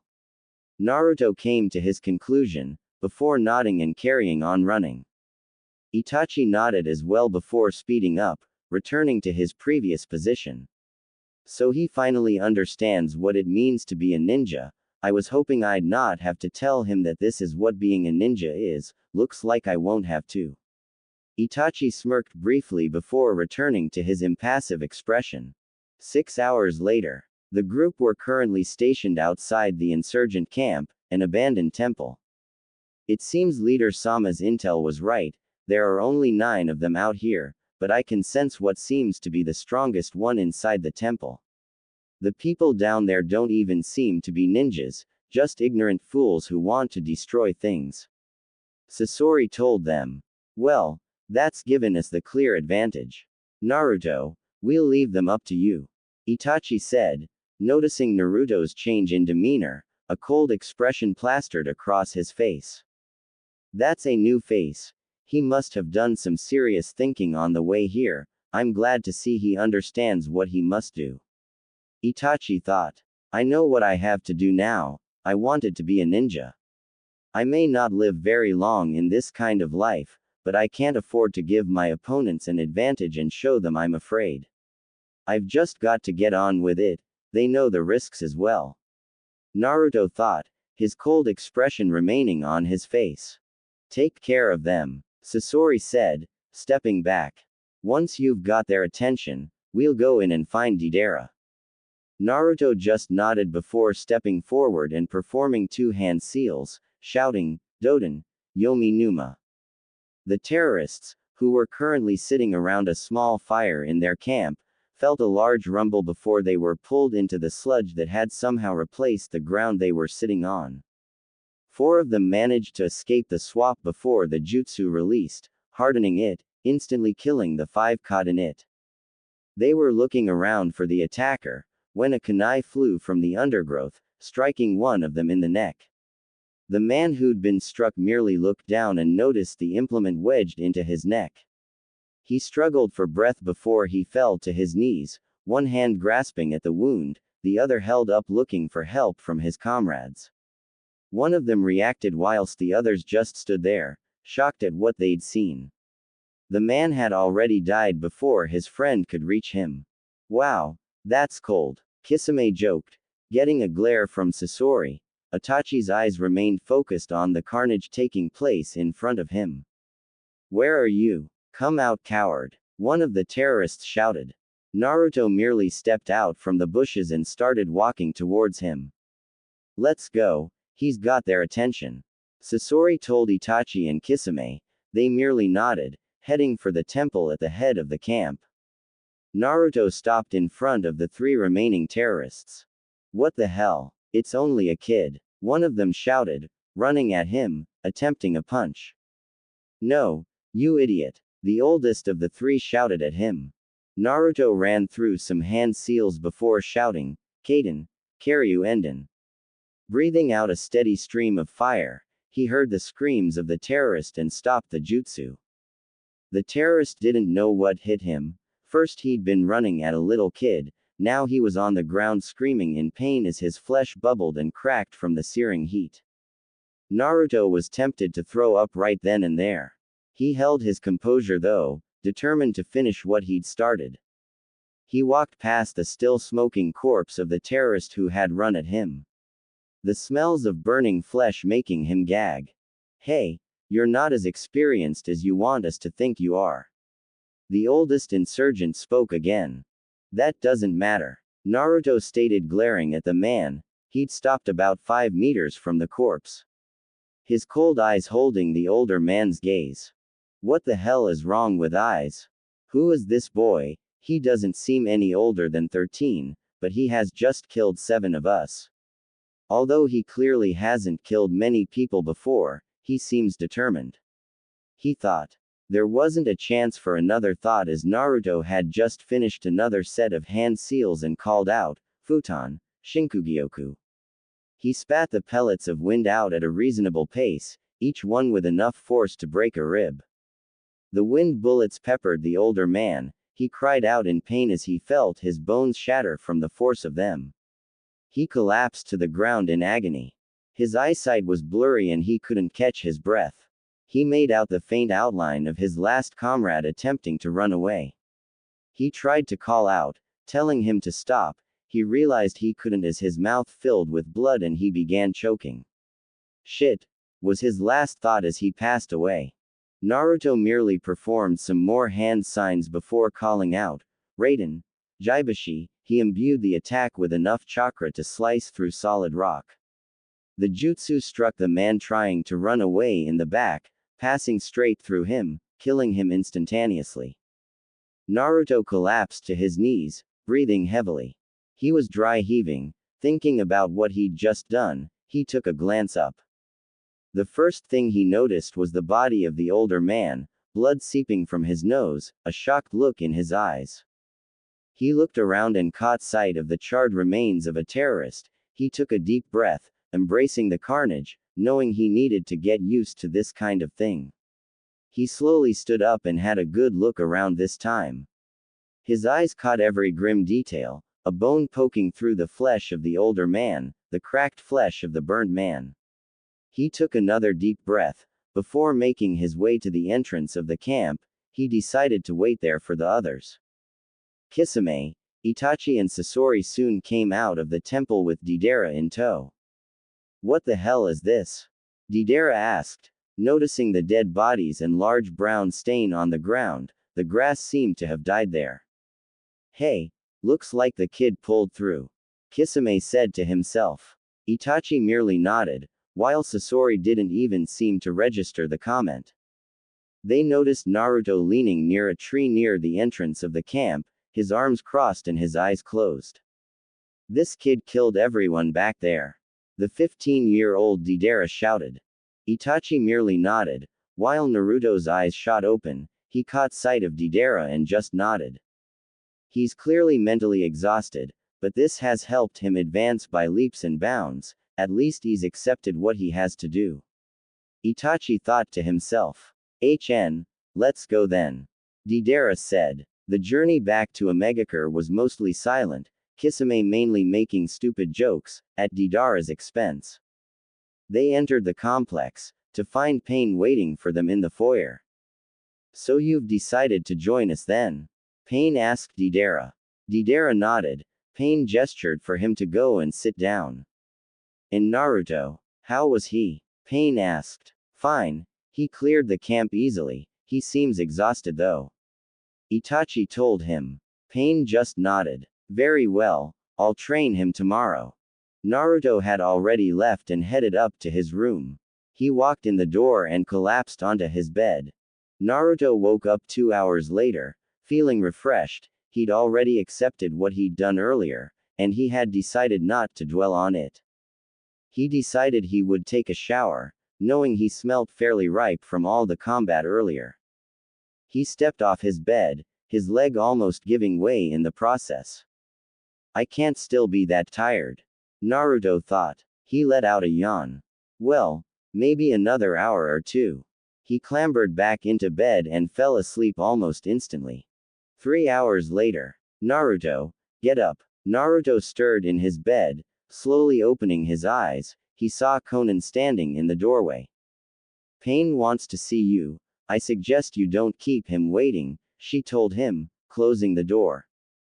Naruto jumped out of his bed, noticing he was already dressed. He quickly ran to the bathroom, splashing some water on his face and furiously brushing his teeth. He ran out of the room down to the main meeting room.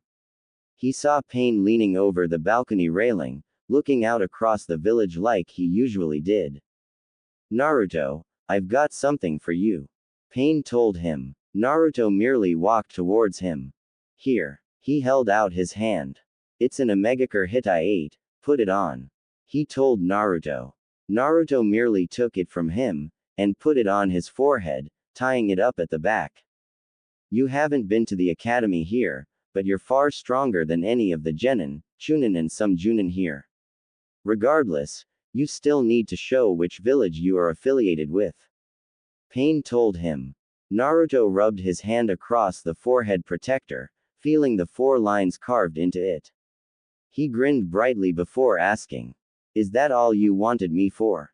No, I said I'd teach you another Rinnegan technique, follow me. Pain told him. They both stepped out into one of the training grounds. Stand here, Pain said to Naruto. He pointed at the ground. Naruto did as he was told. Pain walked towards a boulder that was sat in the center of the training ground. He placed a smaller rock on it, and walked about 15 steps away from it. He looked towards and called out, Bansho Tenin. The rock was pulled towards him, and he grabbed it in his outstretched hand. This technique is called Bansho Tenin. It's the accompanying jutsu of Shinra Tensei, but instead of pushing things away it pulls them towards you. As you can see, it's slightly more refined than Shinra Tensei. If I'd put more chakra into the technique, I could have easily pulled that boulder towards me. Now, I want you to try it. Pain told Naruto.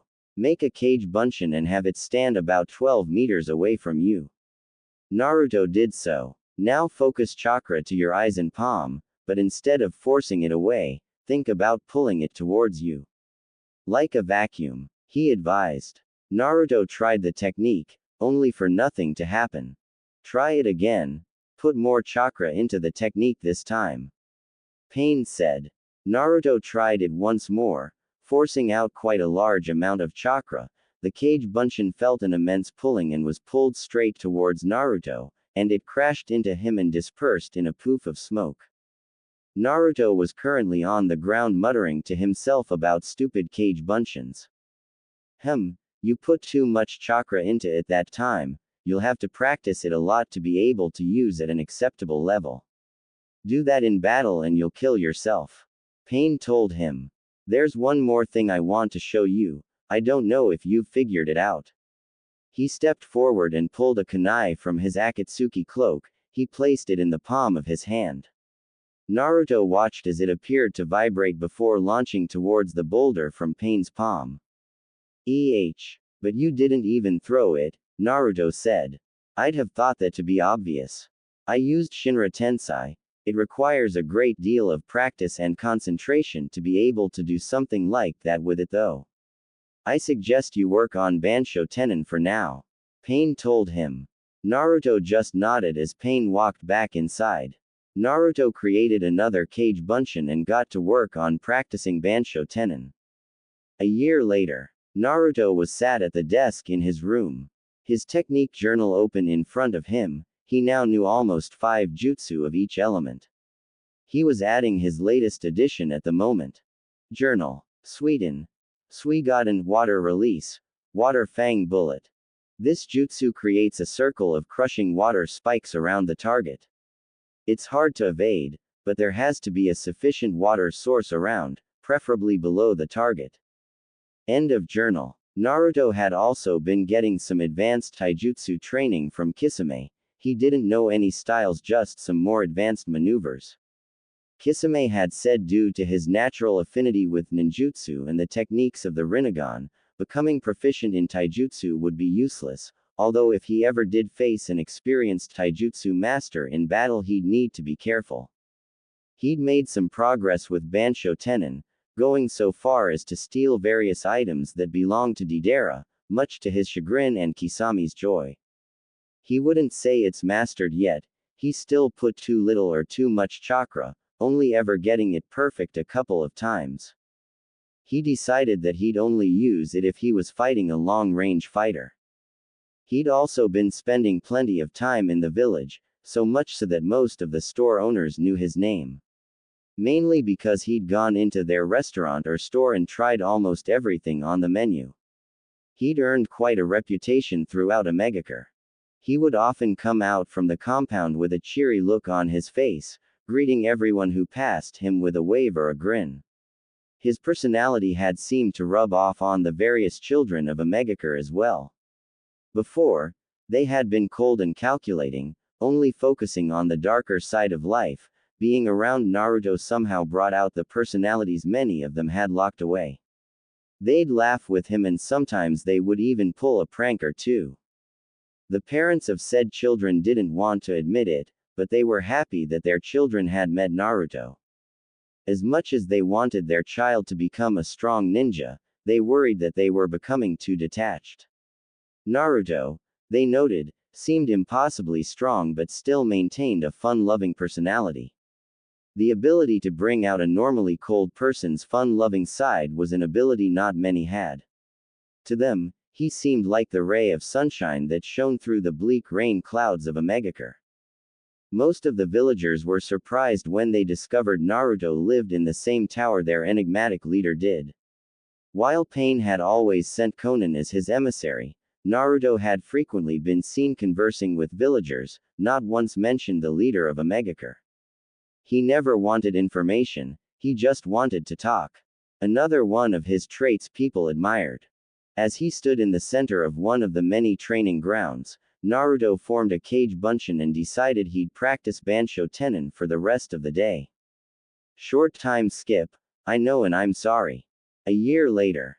On Pain's advice, Naruto hadn't been taught any new jutsu. He'd been practically ordered to master all the jutsu he currently knew. They were coming along nicely. He was still having a bit of trouble with Bansho Tenin, but he'd got it down so he could pull smaller things, not Pain's level yet though. Most of his elemental jutsus had been completed. He was still having trouble maintaining enough concentration for Futon, Shinkugyoku, but the pellets he could fire now were a lot more refined, and could travel through 3 walls instead of 2 now at full power. He'd also noticed the effects of puberty. Apparently it started 2 years ago, but he hadn't taken any notice back then. Deidara and Kisame had since taken to ridiculing him about the scruffs of hair that had appeared on his chin. His excuse was that he didn't know how to shave. That was a complete lie. Truthfully, he thought they looked pretty damn sweet. He strolled through the complex, into the meeting room. He'd been told to go there at 9 o'clock for an assignment to evaluate his skills. He saw Kakuzu talking to Pain and walked over to them. Kakuzu. Long time no see, Naruto shouted. Kakuzu merely turned and glared at Naruto. Don't talk to me like that, boy. Enough. Pain ordered. They were both silent immediately. Naruto, you will be going with Kakuzu to seek out an intriguing person. He shall be the 9th member of Akatsuki. Pain told him. His name is Hidan. Apparently he killed several people in Yugakure before fleeing the village and joining up with some kind of cult. Yugakure? I've never heard of such a place. Naruto said. That's not surprising, they don't really train ninjas anymore, and it's more like a place for travelers to stop now. Pain told him. Exercise extreme caution, from what I've heard he can't be killed. I don't believe it, but I know he's very strong. It will be a good test for you. As Pain finished explaining, Konan walked through the door and stood next to him. Naruto just nodded, knowing he didn't have a say in the matter. Will he be alright? Conan asked Pain quietly. I'm sure he will be fine. Kakuzu is accompanying him. Originally, I was only going to send Kakuzu, but I realized this would be the perfect opportunity to test Naruto for when he joins Akatsuki properly. Pain reassured her. Let's go, Kakuzu said. Not bothering to wait for a reply, he walked out of the door and into a megacar. Naruto caught up with him. So where is this Hidan guy? Naruto asked. Kakuzu snorted at the friendliness in Naruto's tone. I remember that time he killed those 6 bandits, it's like he's a completely different person in battle. Kakuzu thought. I've heard talk of him being near Kusagaker, he's traveling alone it seems. He's in some kind of cult that worships a god of murder called Jashin, other than that I don't know anything. Kakuzu told them. It'll take 5 hours to get there, traveling at normal pace. Kakuzu shot from the spot he'd been standing in, Naruto not far behind. 5 hours later, the duo had entered Kusagaker and asked around if anyone had seen anything suspicious. They had no luck. One person had even had the audacity to tell them, not until I saw you 3. Unsurprisingly, things hadn't gone well from that point and they had to leave Kusagaker shortly afterwards, in fear of somebody finding the body.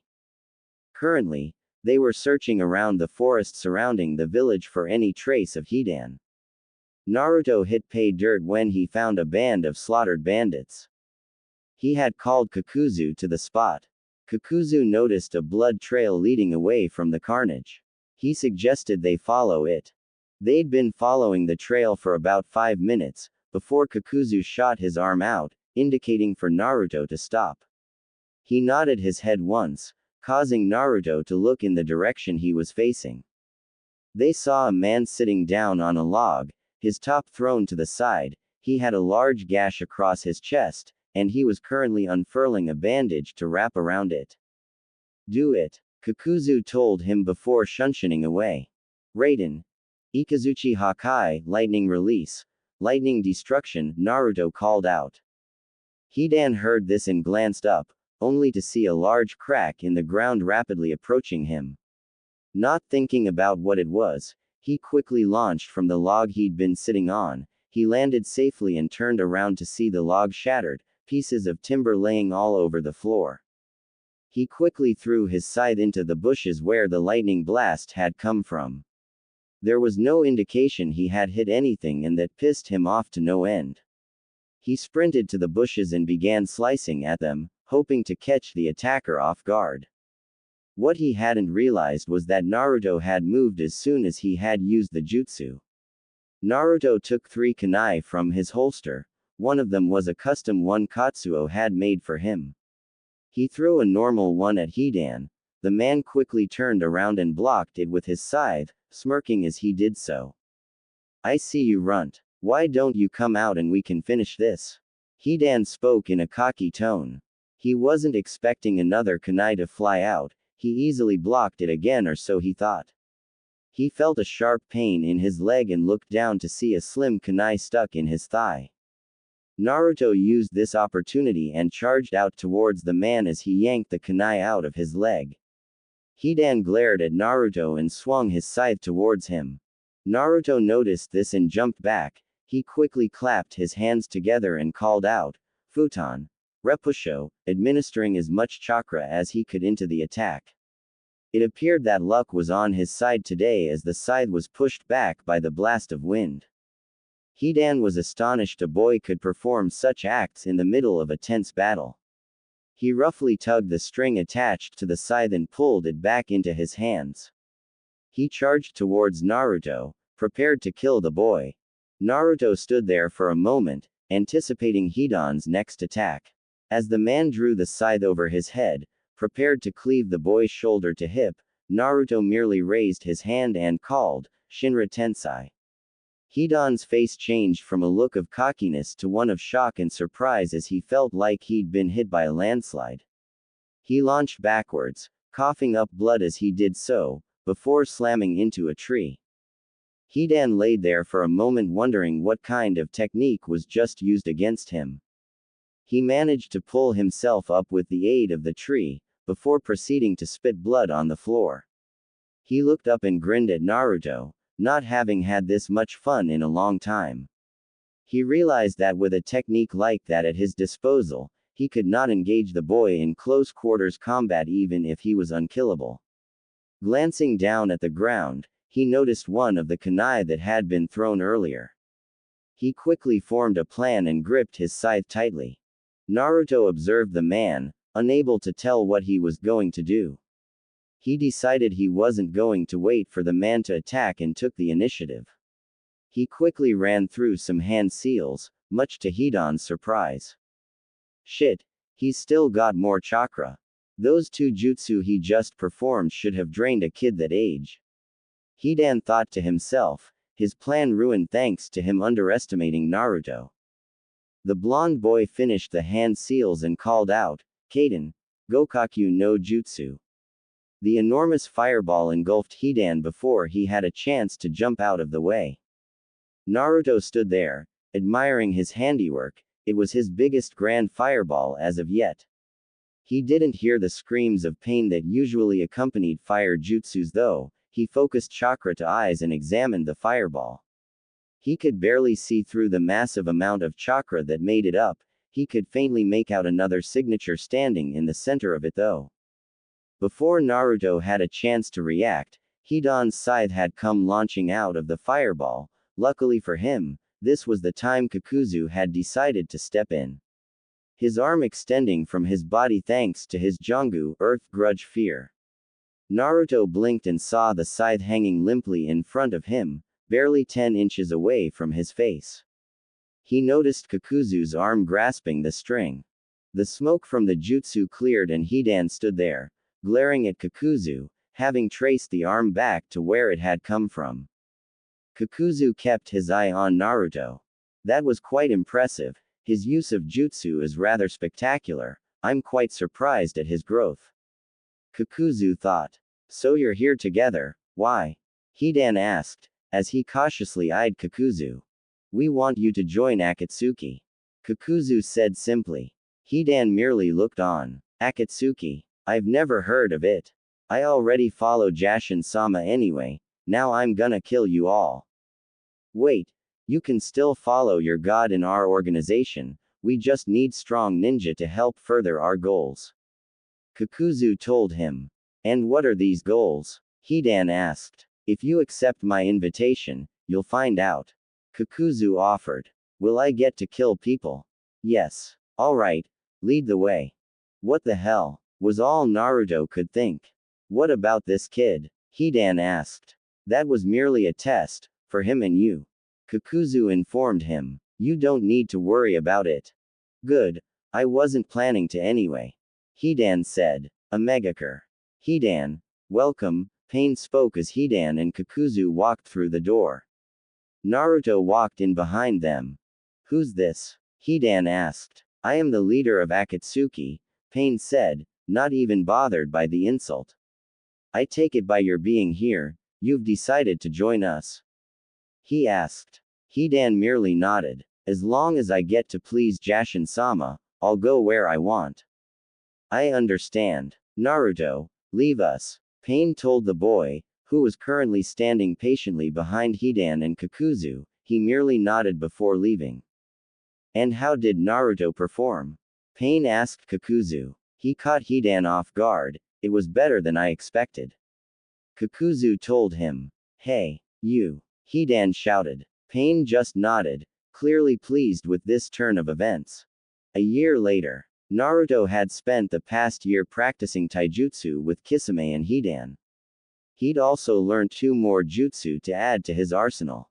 Journal. Doden. Ganbon Q. The user forces 2 large pillars to appear from the ground and crush the opponent. The hand seals are odd. You form a fist with your right hand and cover the fist with your left hand. End of journal. He'd spent a week learning Doden. Ganbon Q. He found it easy to form the pillars and force them together. He'd had a little trouble with Raiden. Ikazuchi Hakai. He couldn't seem to convert his chakra to lightning as quickly as he'd hoped. He decided if he had to use before he'd mastered it, it'd be done when he had someone else covering him, like most of his large-scale elemental jutsus. He'd also been practicing Shinra Tensei and Bansho Tenin. He discovered he could use Bansho Tenin then Shinra Tensei. To say the attack was formidable was an understatement. Naruto was currently sitting outside in his Pain's personal training ground. It was situated behind the others and was around 3 times the size of an average training ground. Naruto. He glanced up from his seated position and noticed 2 people walking towards. One of them was Pain, the other was a person he didn't recognize, however they did have the same kind of facial piercings as Pain. Is this a new member? Naruto asked, noticing he was wearing an Akatsuki cloak. The man had dark orange hair, with a single bang that covered parts of the right side of his slim-line face. No, I have something to explain to you. Pain said simply. So Pain sat there and explained his 6 paths technique, the discussion lasting well over an hour. So you're telling me, these 2 bodies here are being controlled by you, from somewhere? Naruto asked, confusion clear in his voice. Yes, and like I've said there are 4 others. I'll show you them in due time. You will tell no one about this. Pain told him. Naruto nodded at the order, fearing what would happen if he mentioned it to anyone. Do I have to use that technique to use the Rinnegan properly? Naruto asked him. No, there were some circumstances that led to me using this. You won't have to. Pain explained. So what paths are these? Naruto questioned. This is Diva Path. It focuses on Shinra Tensei and Bansho Tenin. The next one is Animal Path. You'll see what it can do now. Pain told him. There are 3 other Rinnegan techniques I still want to teach you. I'll show you one now. It'll take a lot of practice to master, but once you do it'll give you a huge advantage in battle. Diva Path added. Naruto sat there for a moment, absorbing all the information he'd just been told. A minute or 2 passed before Naruto nodded, signaling for the Diva Path to continue his explanation. The Animal Path stepped forward, nipping and ran through some hand seals. He slammed his hand down onto the ground and shouted out, Kuchio's no jutsu. Naruto watched as a strange seal spread out, then an enormous puff of smoke. The smoke dispersed and Naruto's jaw dropped. Standing before him was the Animal Path with a giant rhino behind him. He noticed it had Rinnegan eyes and a number of body piercings. What the hell, was all Naruto could say. It took him a moment to regain his composure, the Animal Path looking at him with an impassive expression on his face, as if expecting the question he was about to ask. It has the Rinnegan, and those piercings. Are you controlling it? He asked. The Animal Path shook his head. No, the piercings have allowed me to force my chakra into its circulatory system, and force it to submit to my will. The Rinnegan eyes are just a side effect of this. There are various other creatures like this. The piercings are also chakra receivers. You can issue them commands if you reach out with your chakra and connect with any of the receivers. It's the same method as my 6 paths technique, just nowhere near as advanced. It's also an immense advantage as you won't have to shout to them to tell them what to do in battle. Once you've formed a link with the creature, you won't need to do it again. When you summon it again, the link will be made automatically and you can command them straight away. Be warned that you'll have to do this with each summon. If you're confused as to why they'll obey you as well, it's because users of the Rinnegan have a certain chakra signature that only this material can identify. He said, pointing at one his piercings. There's an advanced contract I devised. I've already added your name to it, so you can now summon every animal I have under my command. Now I want you to try it. The hand seals are boar, dog, bird, monkey, ram. The Animal Path explained, dismissing the rhino in the process. Naruto sat there in a stupor. There are animals that size that I can control with my mind. That's awesome, but it sounds so hard to do. I guess I'm just going to have to try it. Naruto thought to himself. Naruto stood up and nodded at Pain. Looking around, he noticed the diva path was nowhere to be seen. He thought nothing of it. Put as much chakra into the technique as you can. Pain advised before stepping back, waiting for Naruto. Naruto nodded before running through the hand seals, slamming his hand on the ground and calling out, Kuchio's no jutsu. There was a large puff of smoke. Naruto could only look on excitedly. The expression on his face fell when he saw what he had summoned. A giant panda sat in their center of the training ground. While Naruto stood there, looking up at it, he pointed an accusatory finger. What the hell is that? I wanted something awesome and all I got was this panda. He roared. Pain just looked at him, no expression his face at all. That's a very useful summon. Try to force your chakra into it and I'll show you. Naruto did as he was told, focusing some chakra to his eyes and staring at one of the receivers on the panda's back. He thought about the image of his chakra coming off his body and entering the receivers, trying to help along the process. He felt a sudden presence and looked up to see the panda looking more alert than it had been. It still didn't move, however. Impressive, Naruto. Now stand next to the left arm of the summon. Pain said. Naruto did as he was told and stepped next to the panda. Now step back about 5 paces. Naruto just sighed and stepped back. Good. Now I'll show you what I meant earlier about controlling them mentally. Use the summon to protect you. Pain told him, cryptically. What do you mean? Naruto asked. He didn't get an answer. He watched as Pain pulled several kunai from his robe and was preparing to throw them at him. Shit. Well, it can't help to try. He thought as the kunai were thrown at him. He commanded the panda to protect him. He closed his eyes, expecting it not to work and braced himself, ready for the pain. When it never came, he opened his eyes, and noticed a large arm in front of him. He looked to his left and noticed the panda had shot its arm out to shield him from the kunai. I presume you ordered it to protect you? Pain asked. Naruto nodded, still in awe of the creature. Take a look at its arm. Naruto came around and looked at it. It has a rock-like skin. It can defend you against kunai, senbon, and various other thrown weapons. Now you've formed a link with this particular summon. Anytime you summon it again, it will obey you without question. Pain explained. Naruto nodded, before ordering the panda to dispel itself. There are some things I'd like to tell you about summoned creatures. Most summonings require a blood offering. A bite to the thumb is usually acceptable. As these creatures are merely bound to my will, and soon yours, they require no such thing. Also, if the summons are injured enough in battle, they will dispel themselves on instinct. I want you to continue practicing it. There are 8 creatures altogether. Once you've been able to summon all of them at least once, when you perform the jutsu again, think of which one you want. Some of them specialize in attack, others defense. You need to figure out which is best for each situation. I will not be teaching you another technique until you can prove to me you're good enough for it. Animal Path explained, before walking back inside. Naruto stretched for a moment before saying, well, I may as well get started. A week later, Naruto had managed to summon 4 of the 8 creatures Pain had mentioned. He was currently sitting at his desk, adding the new discoveries to his journal.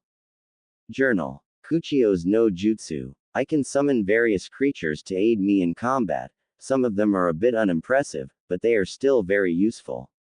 Apparently there's 8 of them. I've only managed 4 of them so far. Giant Panda. Mainly used for defense against thrown weapons, it also seems fairly resistant to some of the larger jutsu. It's not invincible though. It seems it can't take more than 3 Suikoden no jutsu, so I'll have to be wary of that.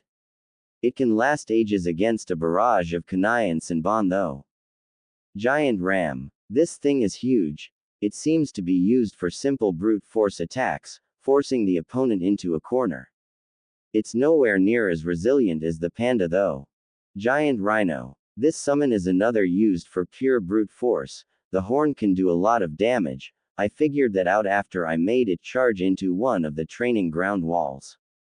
I'd tried to say that because the rhino did it, it wasn't technically my fault, I still had to fix the wall. Giant centipede. This summon seems to be used for distraction, it's very weak but it's reasonably fast. I doubt I'll use this summon very often. End of journal. As he'd spent the last hour adding the notes to journal, Naruto decided he'd go and practice the jutsu some more. He stood up, stretching his arms above his head, and strolled out of the door. He entered the largest training ground and walked to the center. He gathered his bearings before running through the hand seals and slamming his hand onto the ground. A huge lobster appeared in the training ground before him. He'd already formed the link with the crustacean, the familiar presence and sudden alertness of the summon telling him it was successful. He hoped this summon had some kind of technique it could use. He decided to make it use any technique it had and stepped back. A moment later, a huge wave of bubbles exploded from the mouth of the crustacean. Naruto looked on, shocked. He wasn't expecting it to have any techniques. The wave of bubbles subsided, and the crustacean shuffled around for a moment, before it stopped moving altogether. Well, that was pretty damn impressive, Naruto said to himself. He stood in front of the lobster, analyzing it. It looks physically weak, but that attack it just performed, that seems quite powerful. It could be good to throw enemies off, or even as some kind of smokescreen.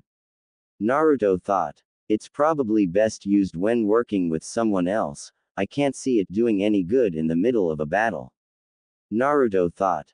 Naruto dismissed the crustacean, making a mental note to add it his journal later. He decided he would hone his nature jutsus, figuring they could always be improved. 2 hours later, Naruto left the training ground and decided he'd get some ramen for dinner. He strolled into the restaurant, the owner shouted his name and invited him over to a table. Ah, Naruto-san, it's been a while since I've seen you here, the owner said. Naruto rubbed the back of his head sheepishly. Ah, sorry Hiraku-san, I've been busy, he explained, hoping the owner didn't know of his frequent visits to rival restaurants.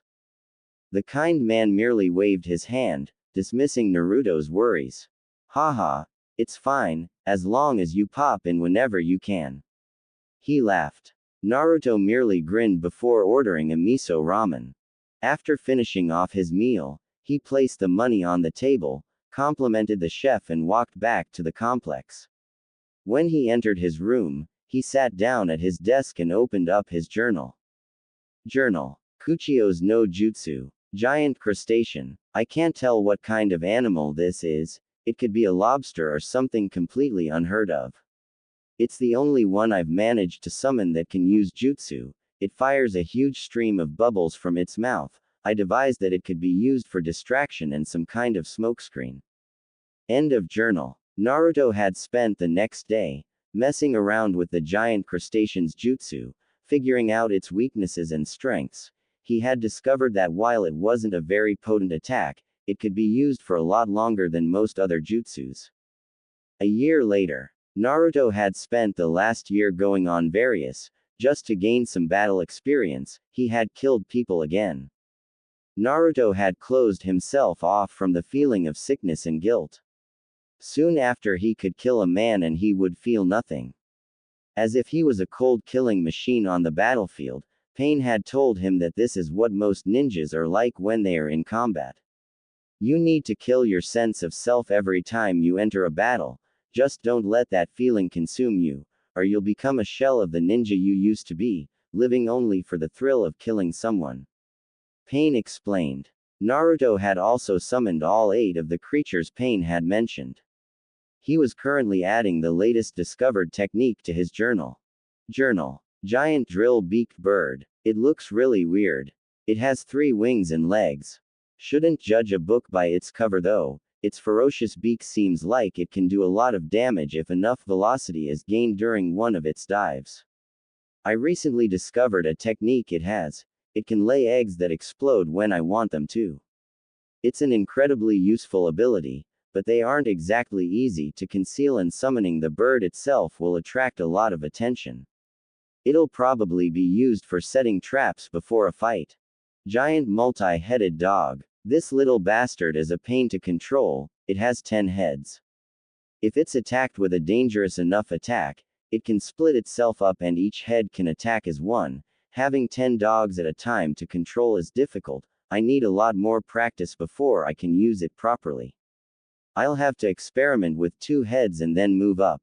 Giant snake-tailed chameleon. This is my favorite summon, it has to blend in with its surroundings perfectly. Pain told me it's possible for me to climb inside its mouth and attack from there. I took it into consideration and decided that if something terrible was to happen, then extreme situations call for extreme measures. Otherwise, there's no way in hell I'm climbing inside that thing's mouth. End of journal. Although today was Naruto's 16th birthday, he didn't seem to care. He just focused all his attention on training when he wasn't in the village or learning new techniques. The next morning, Naruto, Leader Sama wants to see us. Come with me, he said simply before walking off. Naruto quickly ran out of his room to catch up with him. Do you know what about? Naruto asked. Itachi merely shook his head. The two of them stepped into meeting room, noticing Pain and Konan conversing in the center. Pain turned to face them. Itachi, stay here with Konan, I need to speak with Naruto privately. Come Naruto. He gestured to the door leading to the training grounds and began walking. Naruto